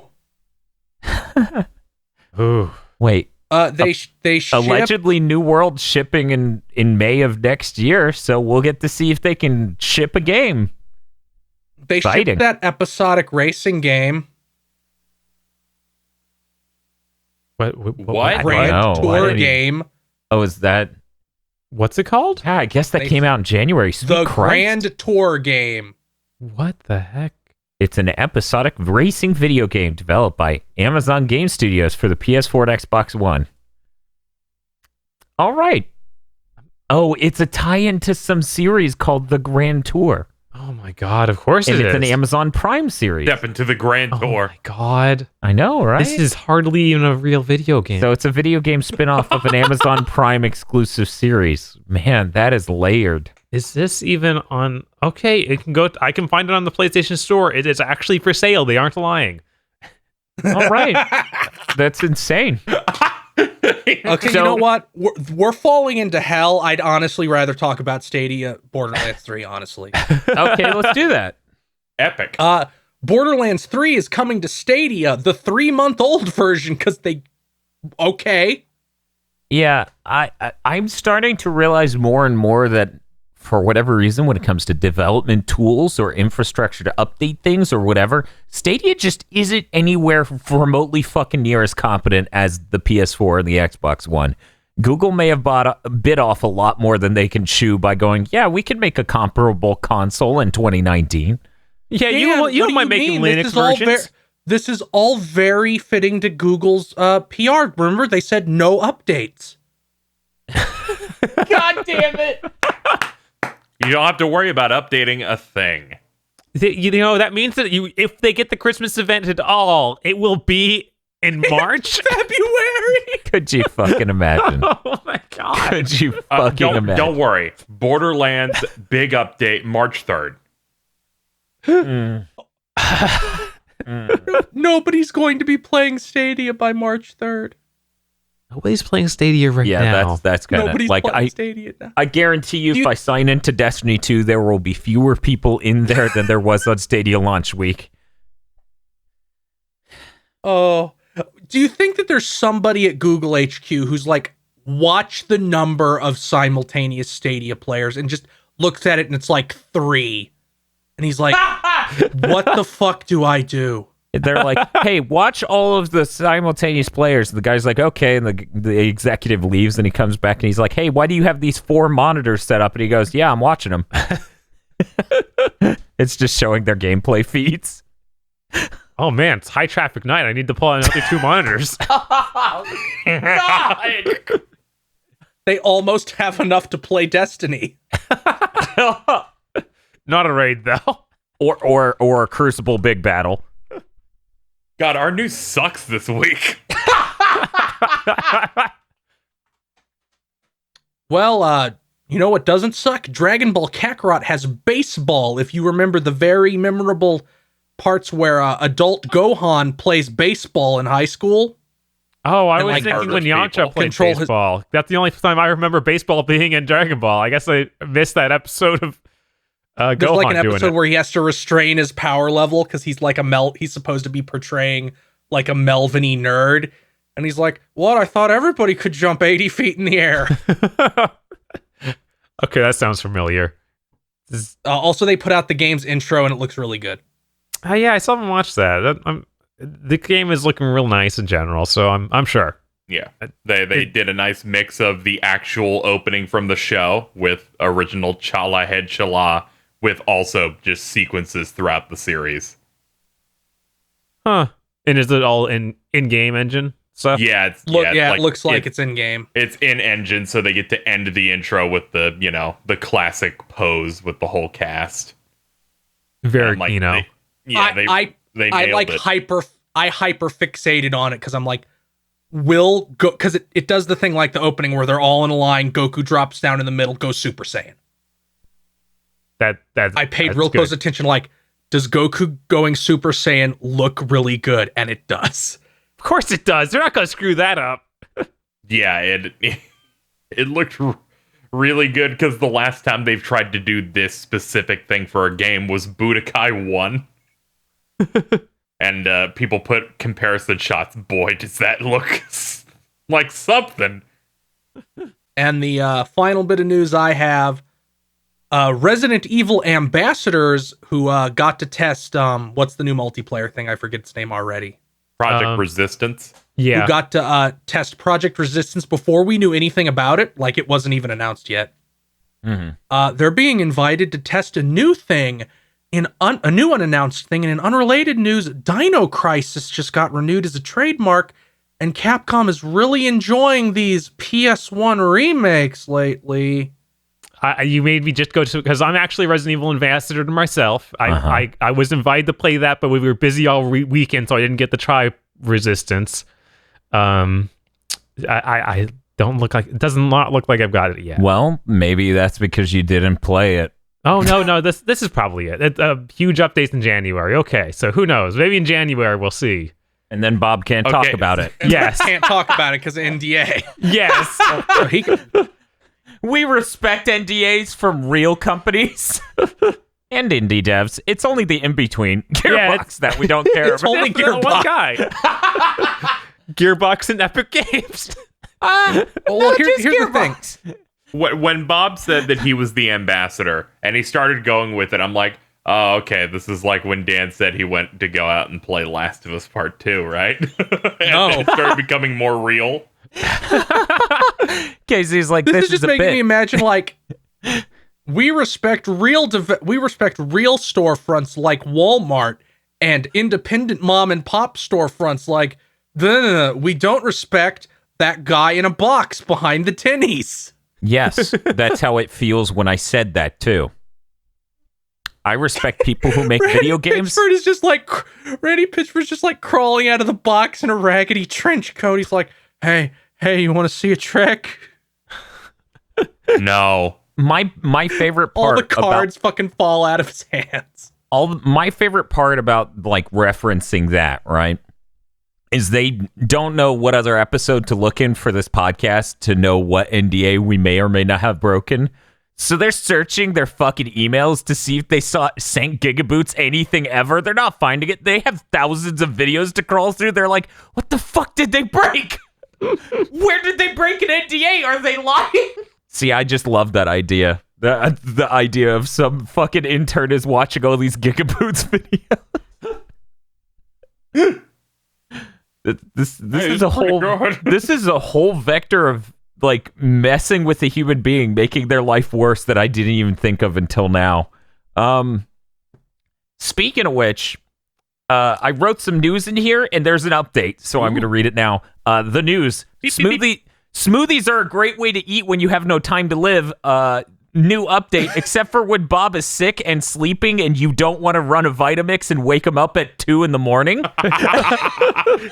I was there that night. That was bad. It sucked real bad. I was like, I haven't put any real food in the house because I've been eating smoothies because I have no fucking time. Oh no, I'm gonna starve. Just need to hand turn your smoothies. Put it in a pasta maker wheel crank. Should have stirred. Smoosh it up. Stirred. Definitely should have stirred.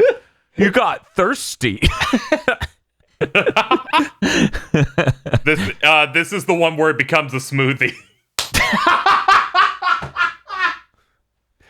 This is please tune into every episode of Gamer Gone Ripped. The new one is the one where the gamer becomes ripped. It's my favorite one.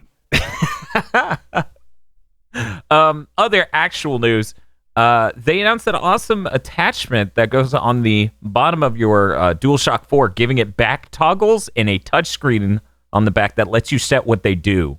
So it's kind of like the Elite controller. I think that's great, and Sony has had patents for a controller designed like this for a while now. So I'm really glad they're making it. It's going to be $30, and it just plugs straight into the bottom. And you can set it to be whatever other button you want on the controller. I think this is great. I don't know if they're going to do it with the DualShock 5 because it would raise the cost of manufacturing it. Like, building back toggles adds a layer of assembly and manufacturing. But apparently controllers costing $80 is fine now. Thanks, Nintendo. You're welcome. Oh, I thought you were referencing the Elite controller from Microsoft. Well, that's another tier, though. Yeah, Yeah, right. it Like, is. that's a Super Saiyan version.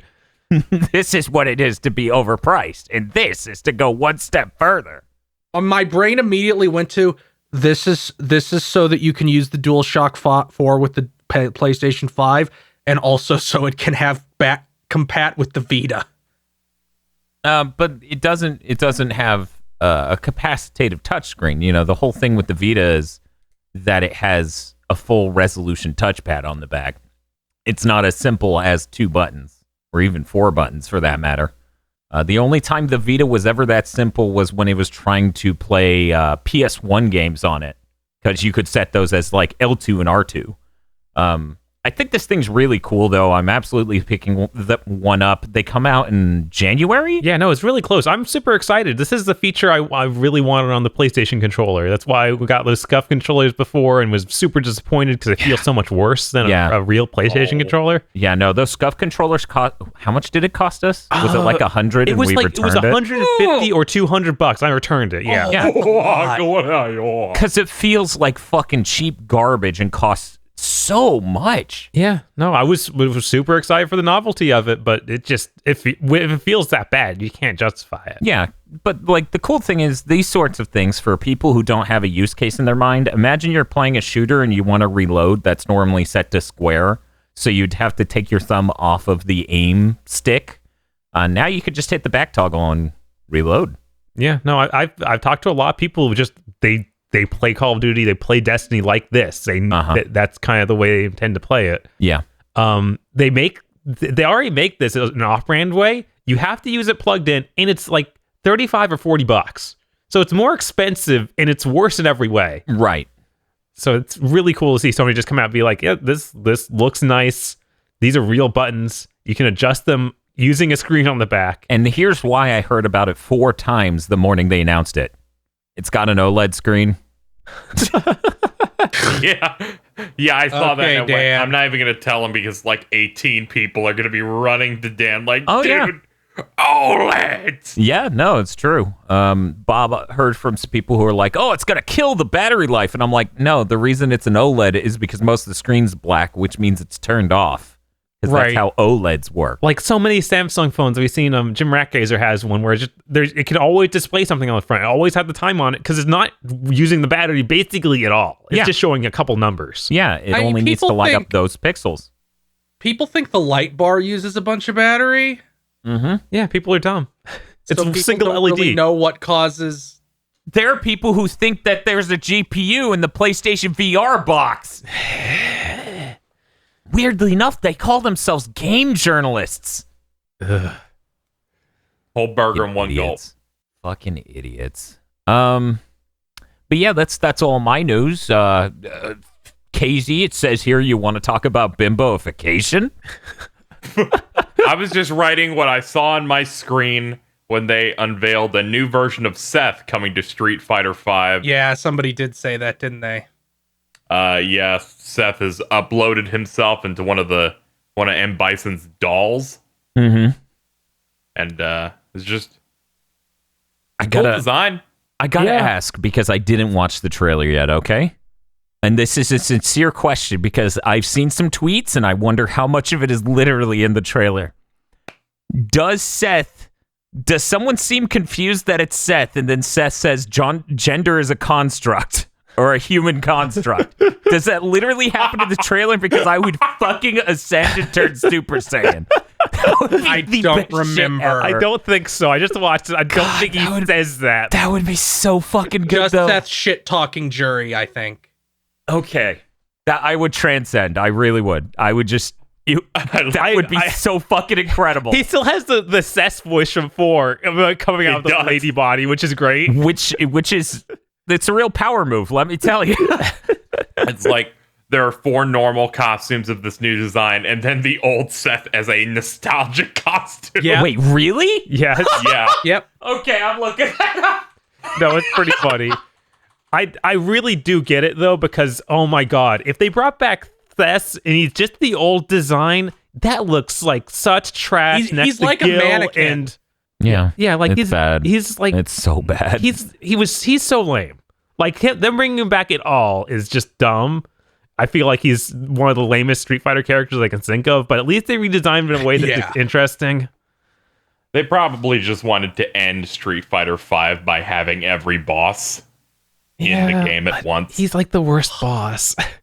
Fucking J5th. What?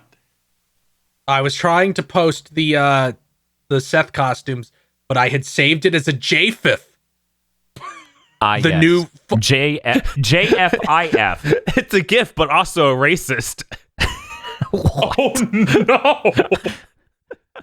no! So I gotta ask, is the physical model, like the polygonal model for Seth, is that just jury? Is this no, a it's way thrift more thing? muscular. Okay, because I'm seeing them fight each other, and I'm like, the legs and stuff seem similar. I can't really get a bead on the upper body. The idea is that Seth copied a bunch of stuff from them, Oh yeah, so their yeah, new that would make appearance is sense. like based on them. Yeah, that would make sense, because That summer I mean- costume is incredible. Isn't lore-wise, didn't Jury kill Holy him? Whole Foods energy. That summer costume is amazing. Does she hang out with Major Lazer? No, she hangs out at the Whole Foods. Holy fuck! What? What moment I'll post to the What do you mean you're out of kombucha? Look at this fucking. Let me speak to your manager. That is incredible. There were some leaks of some sort about this, but they didn't leak the fact that this is what Seth was gonna be. That's something. Yeah, no, that's cool. I mean, I like the idea of getting all the bosses in. And I do agree with basically what Bob's saying. Seth's design, and I think Seth's design for Street Fighter 4 looked bad. Yeah, like even for the time. Yeah, no, it was bad. Yes. And then to having him sitting there next to Gil, that's just farcical. Yeah. That's what they followed up. They had to follow up. How did we follow up Gil? He's just like T-pose man. Yeah, he really is. The only thing that was and he had that really goofy super where he sucked them into their tummy and then shot them out at the screen and they splat against it. Yes. Yeah. I wonder if they're still going to have that. That's funny. I want to jump ahead in Casey's news because I'm greedy. Yeah, sure. Go ahead. The new Xbox, it's just called Xbox. In Casey's note here, Microsoft just wants to confuse you, I guess. Me, on the other hand, I'm like, Gerstmann was right. He was like, they're just going to call it Xbox. That's what the next one's called. Then they announced the Xbox Series X, and then right after that, they announced it's just called the Xbox. And I'm like, guys, just call it the Xbox X, and then announce later there's an Xbox V for very small penis.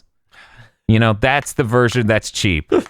Just amounts to two versions next to each other. Also, I want to say real quick, listening to a bunch of different people be like, yeah, this is the insanely high-end console. I think it's only going to be $500 made me fucking ascend. I'm like, guys, the thing's 2.5 times as huge as the Xbox One X, has an NVMe solid state drive in it, and all of this other shit, and you are so fucking, you're in fucking cruise control mentally. Because you're like, it's the high-end console. High-end console costs $500. That's how much it costs. I feel there's the chance. I don't want to say this is definitely going to happen, but there's too much of a chance of it for me to be happy. Mm-hmm. This shit's going to be $800, and Microsoft's new plan is it's a phone now. The only sane way to get it is with a contract. I am hedging my bets on either 600 or 700. I cannot see this coming in at 500 unless Microsoft is like, well, this is the last gen for Xbox. If it doesn't win, we're out. Oh my God, the thought that would have to win or they're out. That's just like, dude, if you're selling that's what it is huge this time. Of a loss. If you're not making tons of money, Bob. Yeah. No, right. If they need, yeah. I'm sure. Christ. There's like, I don't think they can win again. I don't think they can either, because like, as much as I hate to be like Sony was right, the 360 succeeding as much as it did over the PS3 at the beginning of that generation was much more about Sony fucking up than it was Microsoft doing everything right. Right, yep. That was literally Sony was late. Sony screwed up real bad. Sony shit their pants, and then their pants dropped around their ankles, and then they showed up an hour late. That happens a lot. A lot of pants around ankles. Microsoft will win because Sony's going to be like, we're going to subvert your expectations. Here's our new product lead for PlayStation, Ryan Johnson. Oh, God. And his friend Phil Harrison. This is the funniest console we've ever made. I can't only get it if we to could work. get it to boot. Yeah, no, I'm fine with it just being called Xbox. I just hate that they called it Xbox Series X. I wish that they could at least give us the respect of calling it like the Xbox. Something that insane, like do it the Fast Series level of title, or it's like adding the. See, Bob, they were going to do that, but then they talked to the guy who invented Napster, and he said, drop the. And they're like, oh my God, he's right. Just call it Xbox. Wait, but what if we flip the letters around? Oh, it's still Xbox. Darn it. Bob, that is not Xbox. There's no B at the end of Xbox. No, they just flipped the first and last letter. Oh, you mean swapping the first? I'm like, Bob, if you read the word Xbox backwards, it does not spell Xbox. Xbox Another is thing not that, an anagram. That makes me think this might be insanely expensive. Yeah. Is they're setting it up to be like a phone? Like the Series X. The Series X. The Series X reminds me of like a phone thing where in 2 years you can buy Xbox Series V or whatever that's one step more powerful. And then in 2 more years you can buy the Xbox Series R.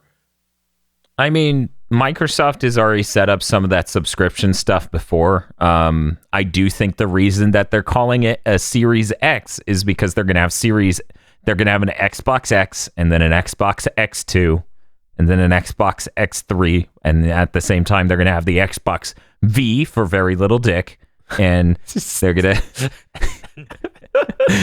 to have the V1, V2, Better and input V3. lag on the little dick. Oh, hey, thanks for bringing up input lag. I somehow would have gone this whole podcast talking about this Xbox without talking about it. So, remember how when they announced this fucking thing at the Game Awards, there was some copy on their website saying something along the lines of, hey, it has dynamic input latency or dynamic latency input. So, that was explained in an interview.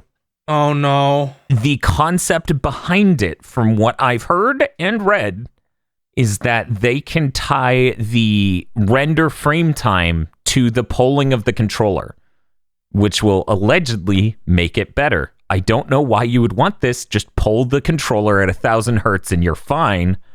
But imagine if, as a part of your render workflow for processing the game state and then rendering the world, there was a specific step and it would sync up perfectly with that step every frame. That's the concept. I don't know that it actually makes more sense than polling 1,000 times a second, but that's what they're talking about. And now you know.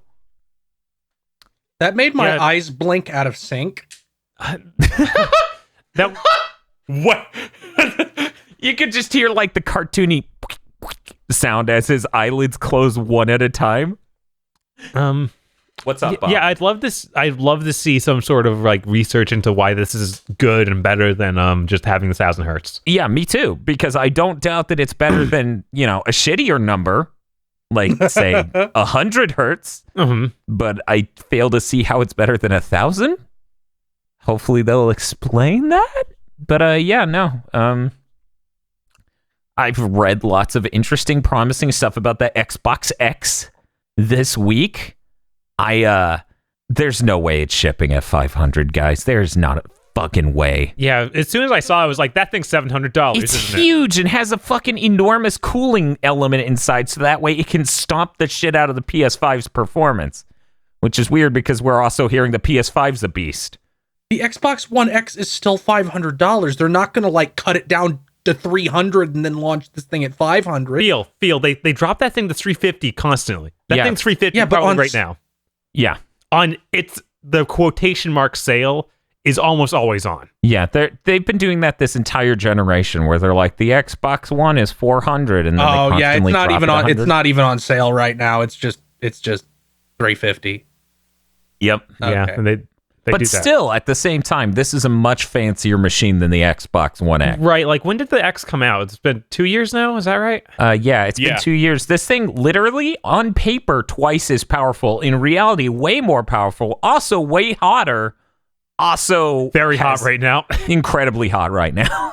Remember when the Xbox One X was going to launch with a new Crackdown?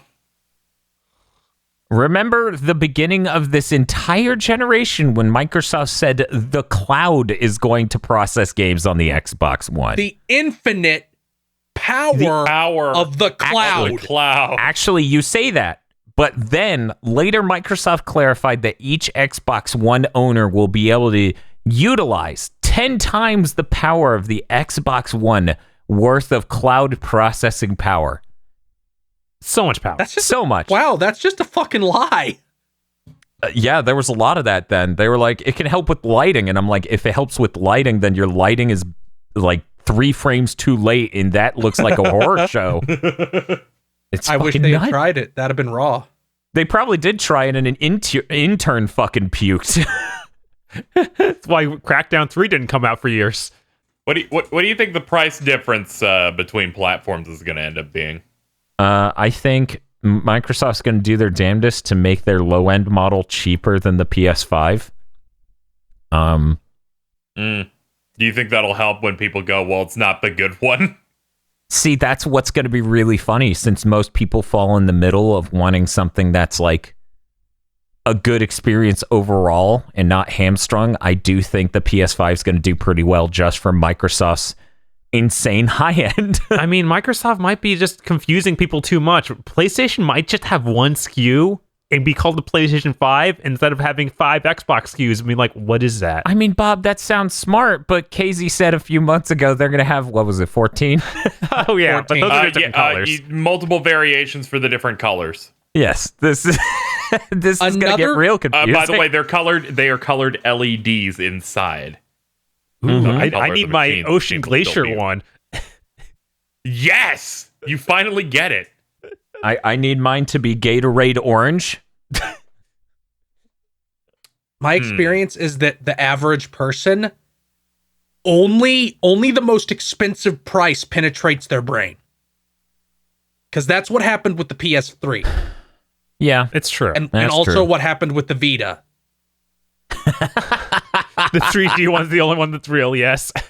Oh, no. So if Microsoft's like, here's our $700 console and our $500 console, that's just going to... The public response will be the new Xbox is $700. I think you're right. I think that's the case because whenever a new iPhone, like once they start doing the higher end iPhones, no one cared about the cheaper ones. Right. It was just like, the iPhone's out, it's $1,000. Yeah, everyone's got sticker shock over the whole $1,100 iPhone. And the other thing is, I trust Microsoft about as far as I can fucking throw them. About as far as I can throw the Xbox Series X, which, considering it's the size of a fridge, is not very far. I might be able to tip it over if I'm lucky. I love how many people have constructed fake proxy boxes to show how big this thing is, and how many people on Twitter are just now putting together, oh my god, that thing's fucking huge. That's insane. How do you see that reveal and not immediately be like, that is enormous? How do you not see the 2D image diagrams that are like, yeah, it's 2.5 times as tall as the Xbox One X, and go, wait a second. Ship me the graphics box. It's about as big as one Kylo Ren. It's so funny when it was just, a couple of years ago, they revealed the Xbox One X and they go, it's the smallest Xbox. And now we're here with, it's gargantuan. It's like the opening of the in television AVGN episode where it starts as a low angle shot of the power adapter because it's like 4 pounds. Uh-huh.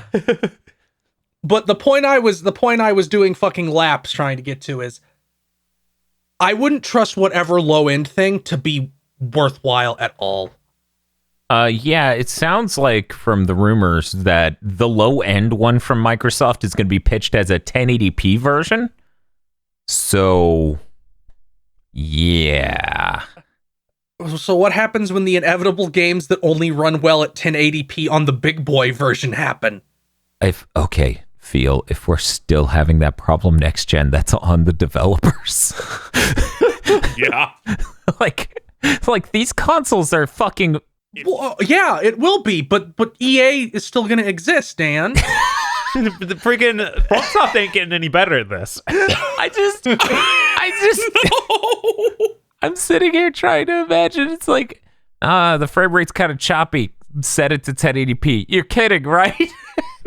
Please. Hidetaki Miyazaki walks out and he's like, we have Elden Ring running on the Hadron Super Collider. It can get 1080 60. Oh wow. Bad frame pacing though. No, it's true. That would absolutely be the case. Man, this is fucking okay, last thing. I want to bring this up. Yeah. So Microsoft was talking about a while back that they were thinking about setting aside a certain number of gigs, like say 100 gigs or whatever, or 20 gigs, and using that as basically extra RAM, extra memory space for developers.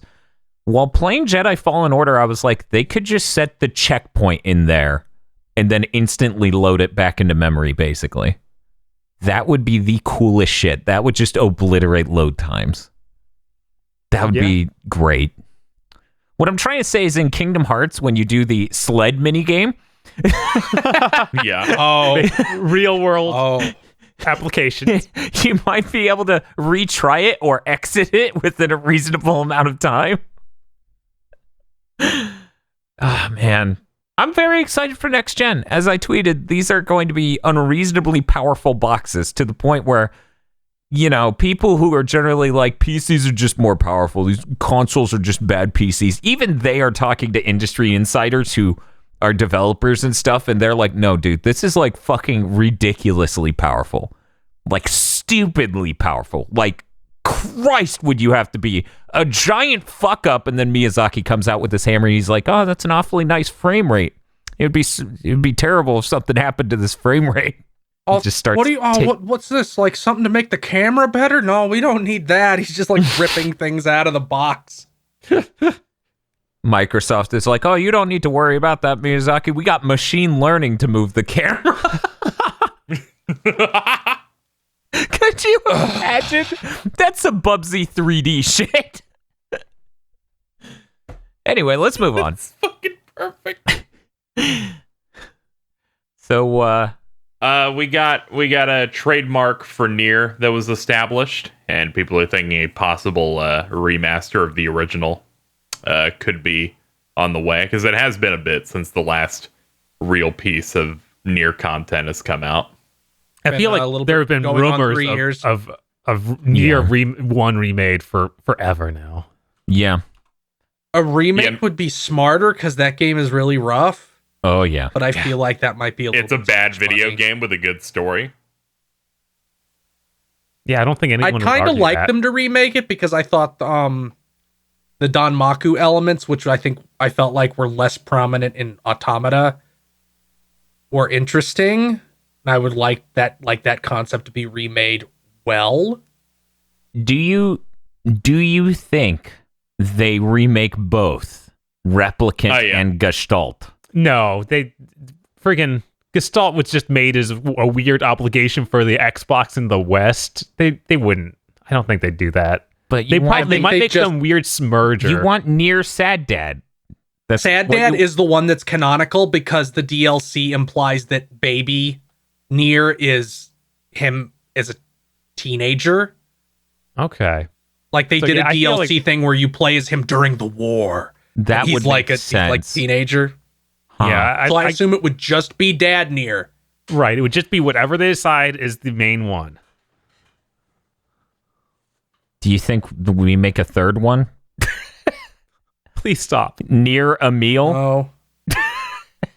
Oh. I'm excited. On the other As hand, someone who really wants to experience that story but does not want to play that game, remaking it sounds great. Not even just the fact that the dad is obviously better, but my understanding is the teenage Nier is like Yoko Taro shitting on the Nissan Mamoru shit, where it's like Big Brother protect me garbage, and he hated that, and that wouldn't translate to America at all. Right. Man. Because it's not like as big a cultural thing. Right. I think some scenes in the Nier we got are really funny, with the context that you're playing as a 50-year-old ugly dude Who looks like Gary Busey, yes. where you go up to the female lead and go, "We're friends now," and I'm like, dude, you got 30 years on this bitch. Look, he's just friendly. Yeah, Guys, I'm watching footage of Nier. This shit looks like a high-end PS2 launch title. Yes, it does. And feels worse than that. Yeah, because it's running at 30. Like, it's fucking frame cap at 30. Sometimes the best running game Yoko Taro was ever involved with before Nier Automata. Yes, that is a hell of a clarification. And also a problem. Drakengard 3 came out after 14 frames a second. People are finally going, hey, you can see the game run at full speed on emulators now. And it's like, that looks wrong. I might be able to press the buttons and have them do things correctly. Whoa, crazy. Man. But I wanted to pick up this news thing because it was we had the announcement last week for The Wolf Among Us 2, and some details came out at the time, and then some extra stuff. So Telltale was bought by some random ass company and retained their IPs. And what they did for The Wolf Among Us 2 is they got into contact with Ad Hoc Studios, which was a development studio that was created over a year before Telltale imploded. And it had the original directors, and writers for The Wolf Among Us. So they just said, hey, do you want to make this with us? And they said that they would go on and retain their roles from the first game. They're ditching everything that was made for The Wolf Among Us 2 originally, because they announced this like a couple of years ago, back when they were like, Telltale's coming back, and then they exploded. So they're ditching that shit and just using Unreal Engine 4. And they also said all the voice actors, all the main voice actors at the very least are coming back, and it looks like, yeah, this business as usual, only Good. With better tech. So Yeah, And because hopefully that not engine, grinding people into hamburger. I mean, that engine is most of the reason they got ground into hamburgers. Like, if they could do a thing and it would work, holy shit! yeah. God. Everything about this is how we get physics to work because there are no physics on this engine. It's like, yeah, maybe use something that has a lot of documentation, some support. Maybe use an engine that wasn't designed originally to run on the Wii for a strong bad game. That game is Yeah, raw, though. I enjoyed the stuff in the first Wolf Among Us. So I'm glad that not only is it coming back, but the most important people with that are making it. So that has me feeling good about that. I'll just steal the last bullet from KZ's news. I didn't put this down because it was all Japan stuff, so I didn't feel it important. But I'll steal it because he put it down. Falcom had their investor meeting this week, and they announced some stuff. Trails of Zero and Trails of Azure, which are the Cross-Bell games that we never got because they were on PSP and nobody was localizing PSP games. Yeah. Are getting PS4 releases like the Trails of Cold Steel did before. So those will probably be localized at some point. There was an interview with Easy Allies at the very least with Kondo, who's the main guy at Falcom. He said, I would love for us to fix the problem with these games, but the fact that they're very old, but we're looking at solutions to get that to work. And here's that solution. Just make them again. They also announced Trails of the Beginning, which is the next one coming out in fall of next year. God. What a fucking name. I loved it because I read Trails of the Beginning and the next blurb said the beginning of the end. And I'm like, what the fuck? Well, that might not even be like the English title because they change them sometimes. I just thought it was funny that the translation was beginning and they're like, all right, and we're entering the last stages of this overarching storyline. So is that Cold Steel, or is that another new series? What's going on? Like a stopgap. It's a stopgap the way Trails in the Sky the Third was a stopgap. So this is like it's going to not focus on any of it's going to have a new protagonist, it has new characters, but you have a lot of asset reuse still, and then they'll be working on like they're making another game before they transition to the next set of games that are in a new location, because all the Trails games are basically into chunks where each one's arc in one is country, one area, like each is one country. And Cold Steel has all been in one specific country, and they're going to be moving on after this one. Yeah, they're going to move to the last country we know about that hasn't been in any of the games. They're also making their own engine, which should be fine. It'll be fine. No. Hear me out here. It's fine unless you prove it isn't fine. Mr. Pessimist is so optimistic now. No, I mean, it's just like I was playing the Atelier series. They made their own engine. It's fine. They're not a AAA open world game like Final Fantasy 15 was. I don't know. I feel like they might have some weird ambition over there with the latest Ys game being some bizarre semi-open world thing where you can free run. For reference, all their games recently have been using the Sony like Fire engine with the PH. Excuse me, what? They've been using that? They've been using that for all of their Cold Steel games and other stuff. That's what their high-end engine is, in case you're wondering. Guys, the Fire engine from Sony Interactive Entertainment came out in 2005. Yeah, I was like, that sounds real old. I feel like I heard about that when I was in high school. The initial release was 2008 for everyone else to use it. I mean, I nearly died hearing you say that. 60-person studio.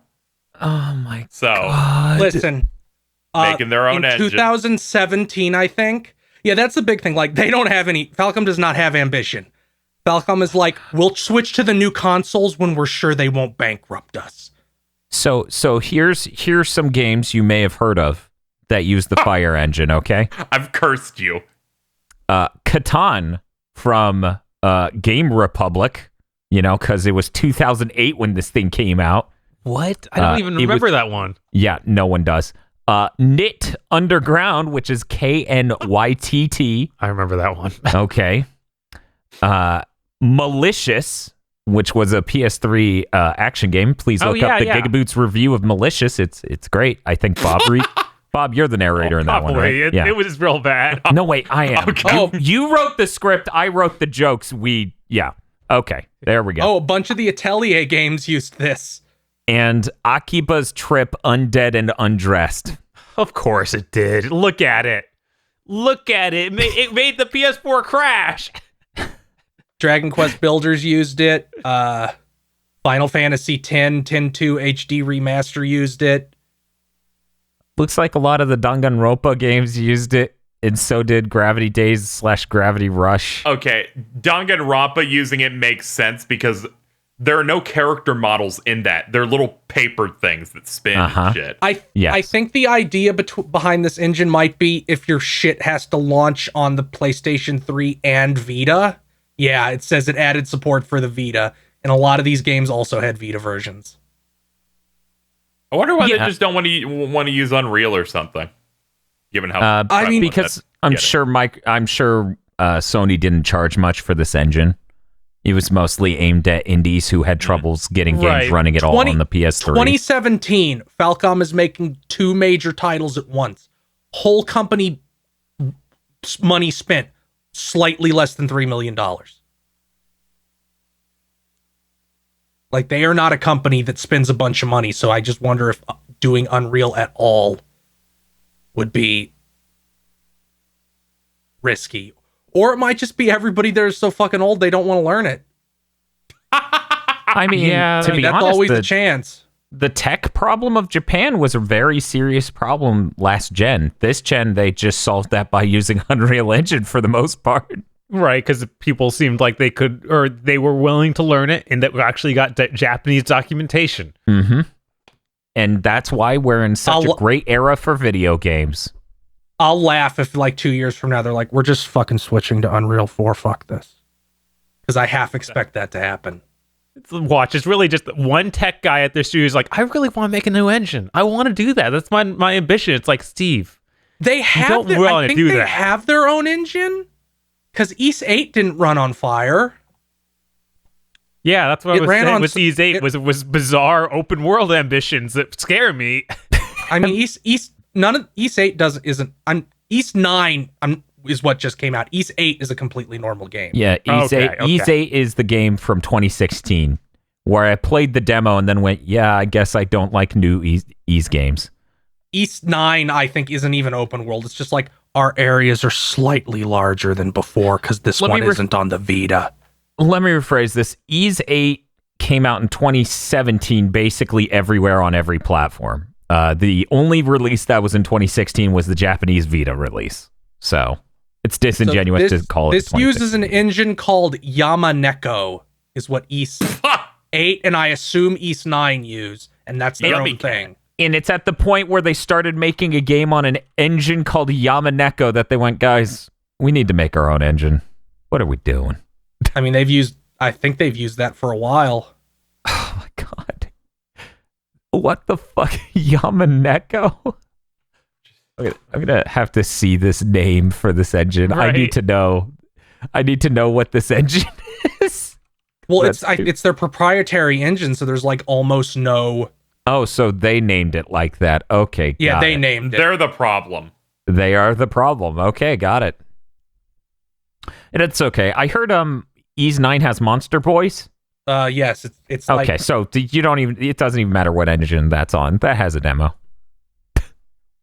Yes. Unfortunately, there is a demo. some other stuff that wasn't on KZ's news. They announced a Switch port for Trails of Cold Steel 3. I think we talked about that, but they also said, yeah, it PC too. We're just doing both at once. Okay, well that's good. I like it when Nihon Falcom's games come over to PC. And also, apparently, Nisa is going to be announcing something else from them in January, because they go to whatever PAX is in January that I forget which one, because there's like 4 of them. Yeah, it's kind of rough. PAX also take a I direction. think there's the Japanese oh my god, the Japanese Evo, so we might see something for there. Not for Falcom, of course, but other From studios. we might see a new Guilty Gear character. Right. There's one other piece of Street Fighter news that is sort of interesting. Yeah. Normally, when you win Capcom Cup, if you're the winner of Capcom Cup, you automatically qualify for the next Capcom Cup. Because it's one of those things where you have to like win events to get into the big one. Okay, yeah. That's not happening in 2021. If you win the 2021, you do not automatically qualify for 2021. Which Now, why would they do that? Because a new game is coming out. Yeah. Well, given that a new season of Capcom's like Pro Tour starts a little bit into the year, like February or March, I think. So, do you think a new fighting game is going to get shown at E3, and then they're going to get that out at like January or something of 2021? It's a little That's weird. what happened Like, to I Street don't know Fighter if they can 5, do where it they this put that fast. shit out way too early because it needed to be there for the Pro Tour events. Right? Like, if they do that again, that'd be bad. When did Ultra Street Fighter 4 come out? I don't know. Yeah, that was around the same year as like 5 coming out, I think. It was like the year right before. And then 5 hit right early in the next year, I think. But we have to look that up. Yeah, I'm fact checking. No, it was more than a year. It was a year and a half. But yeah, they could be doing that. So I mean, these updates have been fairly small for Street Fighter 5, honestly. Yeah, it's pretty clear they're basically done. Yeah, August of 2014 on Ultra Street Fighter 4. So it was a little bit ago. Come on, I Makoto, for the first wave of characters. Yeah. Got to switch things up. Don't have Fang. Just take him out. What are you talking Yeah, just about? don't. Fang is raw. Yeah, no, he's not a character. I don't know what you're talking about. You made up a person. He probably died in that story mode. I think that Sure. happened. I'm okay with that. Let's say that. No, I think Rashid punched him once. And that killed I him, hope yes. that killed him. I hope. Man, Bison fucking took the L there. He's like, oh, Sagat left. Who should I get? Fang. Yes. Yeah. Biggest downgrade in history. Yeah, no, that looks pretty bad on you. He's like, put a big statue of his face up next to Vega and Balrog. He's just as good as them. Yeah, he sure is. It's like Balrog's Mike Tyson and Vega is like this giant assassin that crawls on the wall, and then Fang is flapping his fucking stupid sleeves like a bird. Take the poison. Oh God. Okay. So that's all the news. We did it, guys. That is all the news. I'm so proud of did it. us. We survived. You know what we specifically survived, and I don't think we said before now? We survived the last big think dimension of 2019. Oh, that's true. You that's true. You wanted to take a week off for Christmas, and I totally get that. That's fine. So people don't expect anything to go up on that Monday slot. But as for what's coming out in the next week, if it hasn't got up by now, there should be a Rise of Skywalker spoiler cast hitting today or tomorrow. Oh, shit, we're doing one of my those. God. Yeah. It's so fast. There's, of course, What going if to we be can't more get the tickets? Star Wars videos. You haven't bought the tickets yet? Don't worry about it. We got this. Oh my fucking God, you two. It'll be fine. Bob, why did you tell them? Look, we need to remember to get the tickets. It's fine. Bob, We're gonna do that. You're right the one who's now. supposed to get the Movie is tickets. out. You can't count on Dan. He has no time. I've been asleep and sick and at work all this week. You're Dan's carer, unfortunately. People who have done art from us have already seen it. Yeah. No, I saw that Xeon guy posting about seeing it, and I was like, okay, muting them on Twitter. Oh yeah. But That's a yeah, safe bet. It's like, I don't like this. Spoiler. that's kind of a track record that some people on Twitter have. Yes. Yes. Macadamia nuts. I've even seen things such as, I can't believe they said this shitty comment about this spoiler. I will now reply to that, thus spoiling it for you. Anyway. I read spoiler summaries. I think it's bad. Like, thank you. Very cultured. Anyway, so that's what you should expect from us at GigaBoots, me and Bob over here. KZ, what do you have going up?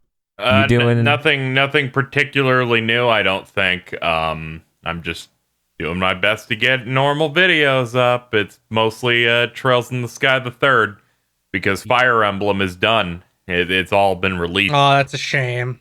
You gotta start What do running you it again. mean? It's a shame. I really hope they put in that final route for you to be able to go back to it one last time. I mean, I would hope so too. I bought a season pass. Get some value out of that. Don't worry, you can get that new costume that looks terrible. It seems insane that the season pass is doing that. Yeah, it's doing initially what the Xenoblade Chronicles 2 one was doing, where they're like, we're not going to give you anything you kind of want until the very end, where it's going to be small things and then a big story thing later when we finish making it. And then that thing was sold on its own because it's a prequel. Yeah, that actually became a lot bigger than they expected. Did you get it with the season pass? Yes. Yeah. Okay. If you bought the season pass, you get it. You can They also just buy made on it its so own. that you can buy it separately, but if you got the season pass, it would just launch inside the game. Hey, Phil, I will probably stream something before the next big Think Dimension comes out. Karnov? No? Okay. I was just guessing. Karnov? He's gonna work on his Mighty Number 9 speedrun times. Yes, maybe. I may have to disassociate. Maybe. I might. At least once as a bit. Yeah, a bit, sure. Because I can get through that in like probably an hour and a half. That's not a good speedrun if it takes an hour and a half. I know, Dan. I'm nowhere near your level yet. Maybe I'll learn to speedrun Ray mode. That only has like 3 people who what can is apply. No, you should never play Ray mode again. Yeah, I really don't want to. It's really bad. Except for the diseased part of my brain that's like, maybe. Your brain also has spiders in it. We need to stop Yes, giving it his does. diseased Really brain a platform. We're ending this episode. Have a good Merry Christmas, everyone, and also whatever winter holiday you celebrate. Take care. Thanks for listening to this episode of Big Think Dimension. This show, like our other podcasts, is only possible with the generous time our co-hosts have given to us and the equipment we've bought to make it higher quality and easier to produce. Please consider supporting our podcast series on our GigaBoots Podcast Patreon and look forward to more gamer premonitions and Big Think Dimension in the future.